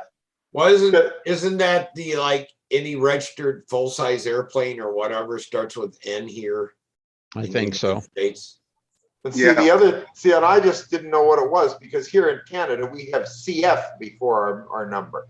Right. Canadian flyer. Now I know what the N's for. Okay, no problem. If you fly in FAI stunt as an American, you have to have that N before your AMA number? Yeah. No kidding. Okay. Cool. Well, I thought FAI, now with Samantha, they gave her a number that we had to put on the airplane. That's what I thought too. I thought that's an FAI number, yeah. Yeah, because hers says AMA 280, and then they give us a sticker to put on an FAI sticker, yeah. That's right. FAI sticker then. But I don't know. It just, they just gave us, it came in the mail. So I'm not sure. The AMA is the one who got the sticker and mailed it to us or whatever. No, I just wanted to find out what the N registration was for. I didn't know if it was that or some sort of a leader member thing or something like that. I didn't know. Okay. Perfect. Yeah, I don't know why we have an N and other people, have other, who got A? Speaking of AMA, did y'all get the email today? Their dues are going up $10 this year. Going to 85 now. How about for the affiliate members, like for our guys? Any idea if it went up? Yeah, it's like $500, man, because they don't really want you. Thanks. Yeah, if we got to put much appreciated. We got to put up with you for a week. $500 ain't too much. Unbelievable. I didn't see anything on that, Lynn. That's okay. There was an email that went out. It's not bad. It's only $35, so it's not such a big deal. It's all cool. Yeah, I mean, $35 ain't even going to get you out of Canada into Michigan for gasoline. I can't wait to get there and get some of your cheap gas. It's a lot cheaper than our gas. I don't care. Oh God, I'm dreading driving my truck to Muncie. I paid $4.40 a gallon here today. That's the cheapest I've got it in a long time. Well, it's $4.20 here in Tennessee, but using my Kroger points, I've been getting $2 a gallon gas twice a month. Wow. And I buy 35 gallons when I do it. I don't just fill up the tank, because my tank's 24, and I take 2 gas cans and fill those up too. Because if I'm getting my discount, you can get it up to 35 gallons. So I get that other 10, and I take it home. And when my truck gets down, I'm out there with a 5-gallon jug pouring it in my truck. My neighbors must all think I'm crazy because they see me out there with a big jerry can filling my up the truck. And I'm like, it's my Kroger gas. It's my cheap $2 a gallon gas, man. That's what I got last night when I was walking the neighborhood.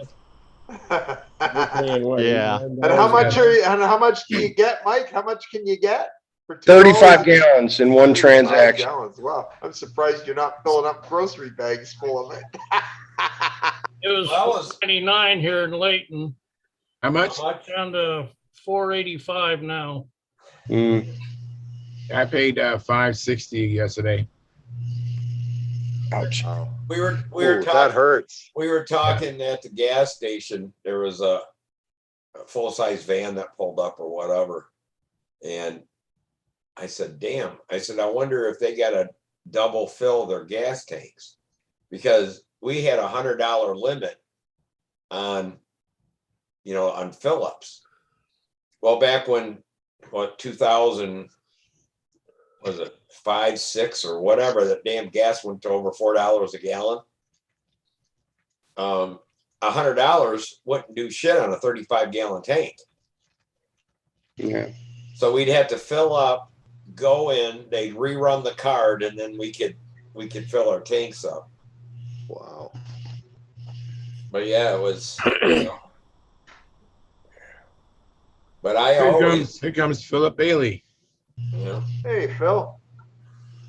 He's connecting to the audio. Mosquito. I gotta ask him what he's doing about my pipe. Yes. So, Mike, are you gonna fly? What plane are you gonna fly at the Nats in Stunt? I'm not flying stunt. Okay. I'm only flying combat. You probably forgot the conversation we had a while ago. So the plan was I was going to fly stunt and forego combat and let Samuel fly combat, and the Detroit guys were going to take care of them, but they're not flying combat this year, so I don't have anybody to leave Sam with because they changed the schedule around. They moved some events to different days, and they were volunteering at Pylon to help run Pylon. And when they changed the event days, that precluded them from flying the events they wanted to fly. So there was nobody. I could leave Sam with like Ronnie and Mikey down there, and they would pit him and get him going. Well, they're going to be over at Pylon helping out over there. So I don't want to just try to line somebody else up to pit for Sam and help him while he's there. So sure. I decided to bail on stunt this year, and we're flying 4 days of combat, Monday through Thursday, a break on Friday, and then Sam will fly stunt on Sunday or Saturday, Junior Senior Open, and then we're volunteering at beginner and intermediate on Sunday. We're helping out over there. Good luck. Oh, are you going to the Nats? Who? You. No, I'm not going. Next year, Charles. Next year. That'll be. No. I'll make my run at stunt next year. So. Charles Me got to too. save up and get back to the Nats next year. I know. Yeah, me I tell you too. what, Charles, I'll go fly stunt when you go fly stunt at the Nets. How about that? Yes. Yeah, but that only gives him a year to finish his airplane. That's. I deserve this. I deserve this. No, you're talking to Charles, not me. That takes me a year to finish one, but Charles, no. Now, how long has Precious Balsla been on the board? I don't know. Way For a over while, a it wasn't year. even on the bench, but it's back on the bench now for like 3 months, and I haven't done a whole lot. But Charles, ask him how many pattern planes, RC planes, he's got there in bones that he hasn't touched in 10 years. How many RC planes Steve's got that he hasn't finished? The ones Yes, I how haven't. many- Yeah, the ones I haven't finished. yeah, I stopped on them in 2010, whenever Samantha started flying. okay. When I start building RC planes. But I put them two together behind me this year, and I got two more downstairs I put together. Have you flown either one of those yet, Steve? Huh? Have you flown either one of those two No, behind you? I haven't even been out to fly. My back has been hurting me and bothering me so bad, and trying to get stuff done around here. I mean, I'm good for about 2 hours a day. Is it? Wait till you hang out with Naomi and I for a week. You won't even have a back. Man. Well, I need to get. Go ahead. Go ahead. I'll get him in a minute. That's why I'm only going to the Nats for 2 days. Yeah, I get it. I get it. Oh, Go ahead, Phil. I need your address. I sent you a PM. Never got it? Never got it. Well, that's Never crazy got because I did send it, and I Well, wondered send me- what had happened. Send me a PM and I'll send it to you. It's downstairs in card. It's in. It's not cardboard. PVC pipe. Right. But I don't know where to send it. No, I understand that, and I did send you a PM with my address and everything. So through Stunthangar. So I don't know what to do to send it to you, but we'll figure it out. Just send it again. We'll get it. Okay. You ain't got the plane built this quick. Oh God, no! I haven't even started it. There's no hurry. You don't have to worry about it. Whenever we'll get it straight. What's he sending you? The pipe for the 75. Hell, you could have used it on the 61. I probably could have. Probably could have if I'd had it. Yeah. You probably could have, but this thing is a pretty pipe. Yeah, I'll bet. Okay. Thanks, Phil. You're welcome anytime. Steve, when are you gonna fly that red? When are you gonna fly that red, white, and blue one behind you, man? That thing's pretty. It's ready to go. I just haven't felt like flying. I don't know how that goes. I'm ready for a popsicle myself. If I want one. I'll tell you a little secret. I'll tell you a little secret, Steve. If you really want to feel downtrodden, you go to the beach for a week and spend all your money, then come home and find out, oh, we're going to finally build your building next week. So then they come and build your building, and you spend 7 days at home waiting on them, so that you'll be here if anything happens. And I mean at home, not going to other places, at home. Then they come and they're supposed to be here at 9 o'clock this morning to move the building because it's sitting in somebody else's land. So they come and supposed to be here at 9 o'clock this morning. At 4 o'clock this afternoon, they finally called and said, we'll be there in the morning. I said, well, good. I won't be. I'm going flying. I've been home for a week. I'm going flying in the morning. So you might want to wait till Monday. So now they said, okay, we'll be there Monday morning. I said, okay, well, you call me before you come because I have other things I have to do and I'll come home to let you move the building, but I'm not going to be here. I'm not waiting around another week. Yeah, that's ridiculous. It is ridiculous. The one good thing about it, they ain't been paid yet. Why didn't they build it on your own property? Why would they build it somewhere else and carry it over there? Too far back. Let's build it too far back. It looks like my yard because I mow it because I don't want the snakes from the field, but it's not my yard. Oh. Well, we have Lynn Burrell and Philip Bailey and Bart and Gordon having your popsicles and ice cream sticks. I'm jealous. And then Mike has some cookies. And then John is eating that Red Baron pizza. Oh, that's a nice oatmeal raisin. Oh, yeah, that sounds like the ticket, Mike. That is the ticket. They're from your area, Charles, Santa Cruz, man. Yes. Well, really eating ice cream, and so we decided to go to the popsicle.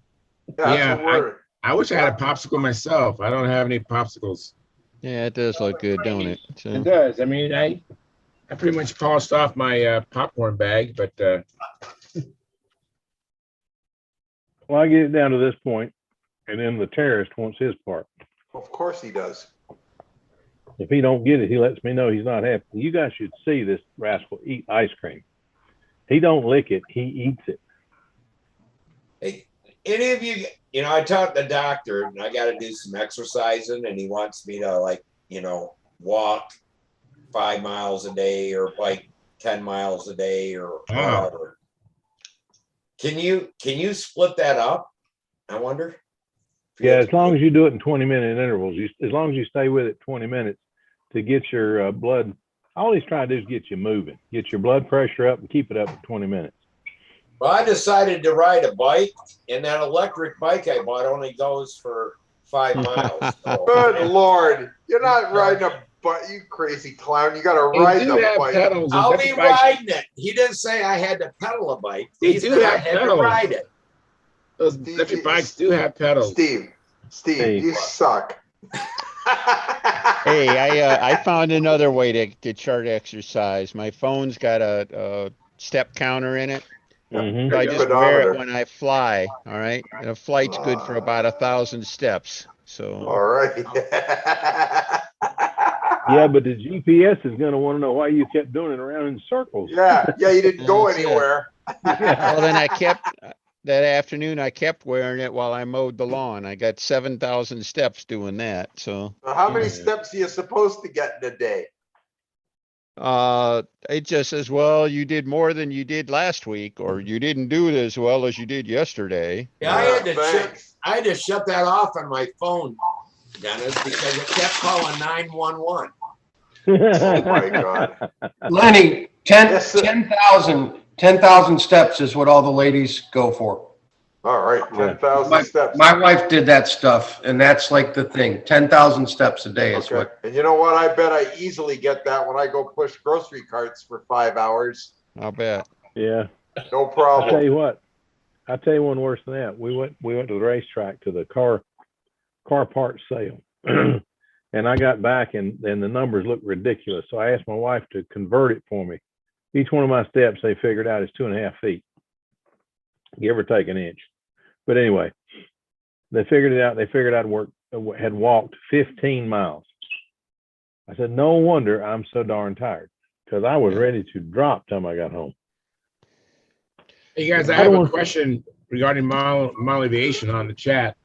This is from my friend Keith Bozell. He says, LA 46, remove carb, replace 6mm or 7mm Venturi rear needle valve. I use a 6. Most people use a 7.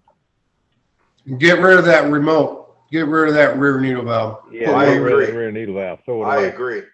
Use the one that goes through the Venturi. Which particular there that makes Venturis? He makes one for the 46 that works. Jim Lee. Jim Lee, yeah. Jim Lee.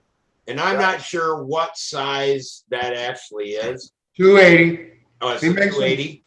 He makes them 3 sizes. You can get a 250, a 265, or a 280. Oh, okay. 280 is the stock OS Venturi. Okay. You get the metal one from OS.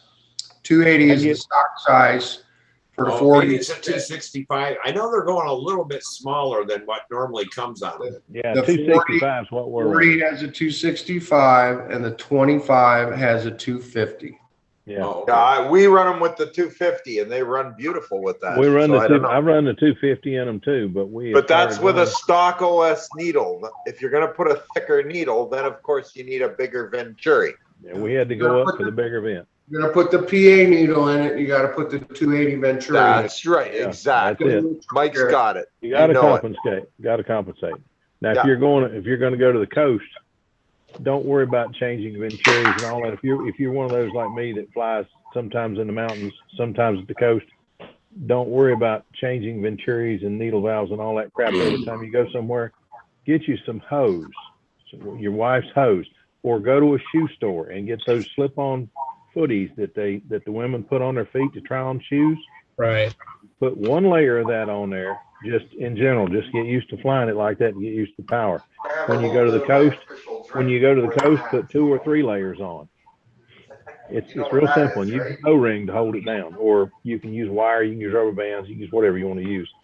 But I use O-rings. In fact, I use the things that are made to go wacky rig from. There you go, wacky rig from fishing tackle shop. But it's not hard. Everybody wants to think it's all black magic. It's easy. The more filter you put on there, the longer it's going to run, because it's going to run leaner. Well, the other thing is, if you see Len at a contest, just ask him for some, because he'll save it when he puts a run in his nylons. Yeah, that's it. That's Unbelievable. Unbelievable. Nothing but We love. go again. Glenn, you come in here for a little fun and fellowship. Oh, What do you get know it. made fun of and talked down to? I'm gonna have some of the official drink of Sparky here. Yes, yeah, just definitely some good, Sparky's drink. just for some good luck at the Nats.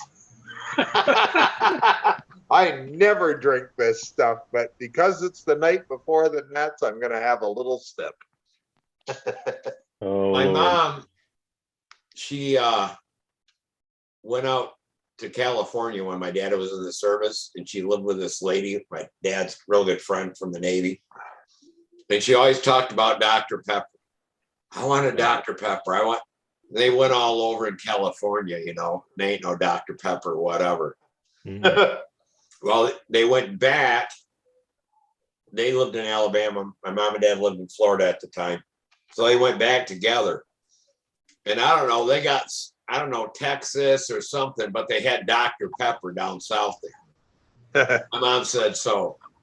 She got her a Dr. Pepper. She goes, man, you know, I'm hearing about this Dr. Pepper. You can't live without it. She goes, that was the nastiest tasting stuff I ever drank in my whole life. But drinking medicine. Yeah, that's what she said. You know, that's goes, where oh my Pepsi came. God, how do you drink this stuff? That's where Pepsi Cola came from. A chemist, what do you call him? A guy at the drugstore, the pharmacist. Thank you. The pharmacist was trying to find a way to get the kids to take their Pepsid, which was the bellyache medicine of the day, Pepsid, and he created Pepsi. There you go. Really interesting. Wow, isn't that something? That is something. Abysmal. Yeah, I don't think they could have done it with Pepto Bismol. That's just nasty. Whew. Yeah. Lordy. Well, guys, I'm going to get off because I'm Me going to too. try to get up at 6 in the morning and head on out. Me too. All right. You heading for the National, Steve? Pardon? Yeah. Yeah, good luck. Have a good time. I want to get a couple more things. I need to go pack my bag is what I need to do. Because I want to be borrowing any underwear from Len. So. Ooh. Ooh. Yeah. What size socks you wear, Steve? Red maple leaves on the backside. Yeah. Oh my gosh. You guys really are too many. Well, you know it. Wow. You guys have a great safe journey, you guys. We'll see you Yeah, there. I'll safe get travel. there We'll Sunday. see you. We'll see you See there you down there, tomorrow, Dennis. Sunday, Dennis. You bet. Have a Take great care. have a great time, guys. See you tomorrow. Mike, safe Thank trip. you. Bye. Bye, guys. All of you. Good night, guys. Good night. Night, everybody. I'm leaving. Good night. Oh, good night, John. You take care of yourself, buddy. I got to call you one of these days to talk to you about some crazy idea I had. Pathfinder on a Pathfinder twin. Oh, how you coming on the plans? You getting any closer? If you want to know anything about a twin, you're calling the wrong guy. Well, he's drawing it. I know you designed it, but he's drawing it. So Yeah. I want to get a set of plans to the new one. I've got the old one, but I want to do the new one. Well, I've been working on it little by little, you know. Okay. So. Have you been working on the new one, John? What? Have you been working on the new one? Yeah, a little bit here and there. The one that I'm building? Yeah. The second one? Yeah. Oh. I want to cut the pattern for the rudder and all that from you. Oh, yeah. Okay. Well, I got a question I'm for waiting you, for him to Gordon. finish it myself. I'd be interested in that plane also. Oh, okay. Yeah, I'm interested in that one. I'm wondering about building it with the Pathfinder 40 wing in it, the new Pathfinder 40 wing in it. I wouldn't do that. You wouldn't? At this point. Why is that, Okay. John? Because you can put a lot of time and effort into it, and it may not work out right with that Pathfinder 40. That's what the new one is. If you cut the twin engines off, it would become a Pathfinder 40. The wing is exact. You're talking about the Pathfinder profile. I'm talking about Pathfinder 40 here. Oh, you guys keep confusing me with all these Pathfinders. No, Cha-ching. John, what I'm talking about is that wing, but the newer version, the one with the sheeted leading edge and all that. That's Yeah. a pretty thing. See on the wing, that's been on there since I built it. Pathfinder, Pathfinder 40. Yeah. and that's been on there for 20, almost 30 years. You guys are masters of that plastic stuff. I'm not. I flew that for the warm-up judges at the 95 Nats. Hmm. Hey, you got a 531. If I remember Gordon, correctly. I've seen Gordon fly. He could fly a brick and get a 500. No, the guy sitting there in the back Now behind he'd be over that. he actually won a flying at a coffee table. I tell you what, it's no joke. I watched him fly on a morning in Tucson that I wouldn't put up a flight with a ringmaster and put up a flight that looked like, I mean, I was looking for the tune pipe and the flaps and all that stuff. It was a ringmaster. Yeah. He can fly.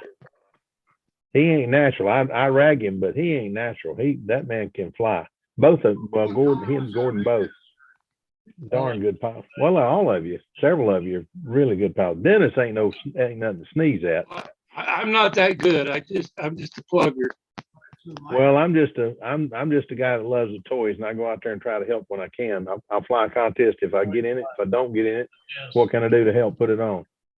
But I just enjoy being around the planes and the people. But Me too. I love to fly too. I knuckled down one time at the Northwest Regionals, and I pulled off a 537. That's the highest score I've ever had. Never had it again. Did good. Did very good. I haven't gotten quite there yet. Well, most of the time I hang right around the very high 400s and the low 500s.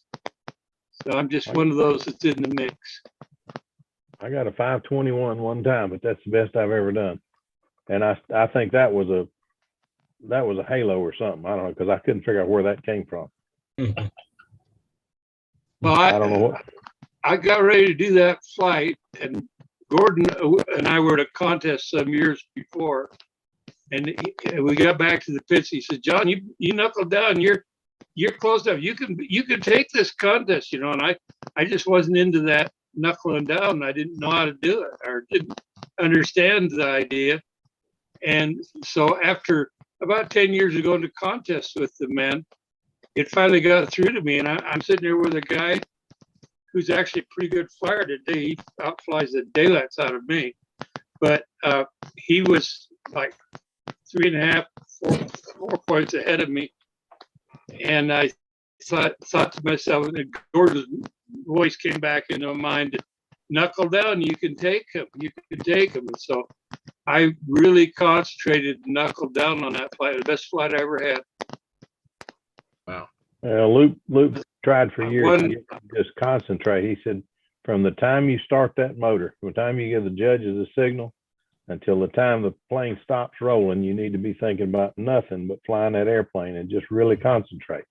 Absolutely right. And if you can do that, you can surprise yourself the scores you can get. Yep. It's absolutely true. It's amazing, but it's really hard to do that. I keep trying to laugh at myself or something in the middle and distracting myself and everybody around me. That ain't good. But I've come to the decision, Phil, that you really have to want it. Oh, that's it. It's just something. It's I don't have hobbies. I have obsessions, and this is one that I've been a lifelong obsession. But I enjoy it so much that I figure the only way to continue enjoying something for that long is to, if you can't poke fun at yourself, I mean, somebody's gonna. You got to have some fun with it while you're at it. But I can't bring myself to quit doing that when I go out to fly for a contest. And Tommy says, when you go out there, as soon as you cinch that thing on, you better get more serious. You should already be serious when you start the motor, but when you cinch that thing on, your handle on, you need to put it in another gear and really get serious and concentrate. And he's trying to teach me to do it in steps. And I finally said, Tom, let's just go have some fun. Let's just go fly. Let me get back to flying, and then we'll get back to trying to get ready for a contest. But the last time I went out a couple of days ago, my wife and I went out and flew my Nobler. I want to put my Nobler back together. The thing is so heavy trying to get it balanced, it'll never be competitive. I just wanted to see it fly again. So I got it built and flown, and it's hanging on the wall in the basement. It looks good. That's the one that's, I've built it and painted it for that Blue Angel that flew into the ground rather than kill people in those apartment buildings. And it's number 6, and it's just a good looking old Nobler. It's an ARF, but it's a good looking old Nobler. And I got that thing hanging on the wall again. So tomorrow I got batteries in there charging now. I'm going out in the morning with the Vector, and I'm getting ready to get the another plane, the SV Cavalier, online as soon as I can. But one of these days I'll have a couple serious airplanes to fly. Well, you mentioned about being serious about it. The pilot that I remember being the most serious, especially on the second flight, and you didn't want to be ahead of him by a little bit. Bob Whiteley. Bob Whiteley. Yeah. And I think Gordon would agree with me. That man was unbelievable. Bart knew him well, probably better than we did, or I did. But he would, as the old song says, knuckle down, buckle down, and do it. Yeah. The 3 best I think I've ever seen flying, the 3 that have impressed me more than anyone else. And I've met a lot of them. I think the world of Keith Trosen. I think the world of Bob Gieske. I think the world of a lot of really good flyers. But the 3 that really have amazed me the most, and I've learned the most just from watching them, not knowing them or getting to talk to them regular, just watching them. Top of the hill, Les McDonald. Yeah. Then Al Raby. Now, Al amazed me more, not from the flying standpoint, because if we're really honest about it, his planes didn't fly that much better than anybody else's planes. Al just willed them through. But his airplanes were so different than anybody else's and so unique and just gorgeous molded airplanes. Those 2 just head and shoulders above most everybody else. But then you got about 4 guys that are in tie for 3rd place. You got Keith, you got Bob Hunt, you got Whiteley, and you got that rascal sitting there, Delaney. Those guys are something else. And I just don't know Bart that well. I haven't seen Bart fly but at Tucson. I've heard about him since I was a kid. He won the Nationals with his Tempest when I was about 10 years old and just getting into flying. 1963, wasn't it, Bart? 67. 67. Okay, I was a little older. But anyway, but I've never gotten to spend much time with Bart or talk to him much. I never seen him fly that much. But when I saw him flying that little red Ringmaster, he blew my doggone mind. He's very good with a Ringmaster. Saw him fly too much one time, and when he went to hide behind it, I saw Gordon fly the too much, and when he went to hide behind it, it blew my mind. That's a big airplane, because I know Gordy, and that's a big airplane.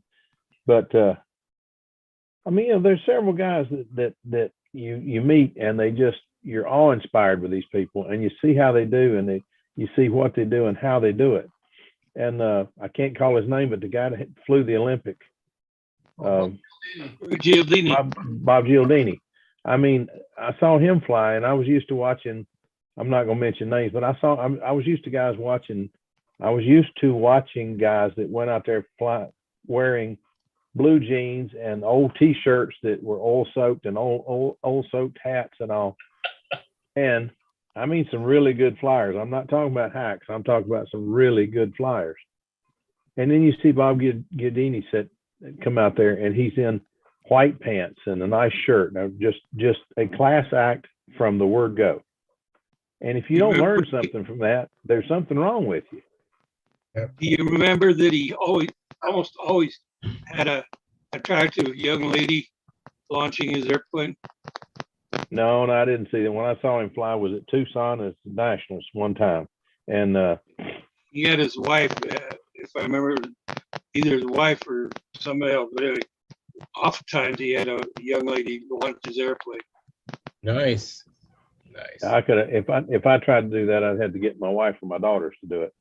But I got two daughters and they both have been in the field with me, and everybody says that's unfair advantage. Yes. What's unfair advantage? Well, the judges are watching your daughter instead of the airplane. Yeah. Hey, I use all the help I can get, baby. Yes, use everything. Yeah. Hey guys, let me interrupt. I'm going to end the live stream. We can continue on. But Brent Williams said, I'll get the 500 soon. And it starts with that belief, Brent. And I'm with you. I think you're going to get it soon also. Yeah. And so we've had a pretty good show, but I'm going to end the stream. And thank you very much. And just a request, because next week is the Nats. We're going to be missing some people. So if you're listening and you've ever thought about coming in, I really would appreciate you coming in next week during the Nats, because there's probably going to be a little bit less of our regular gangs in here because of the Nats. So please consider, if you need help coming in, just PM me and at stunthangar.com, and I can help you come in. So with that being said, I'm going to end the stream, and good night. See you Monday.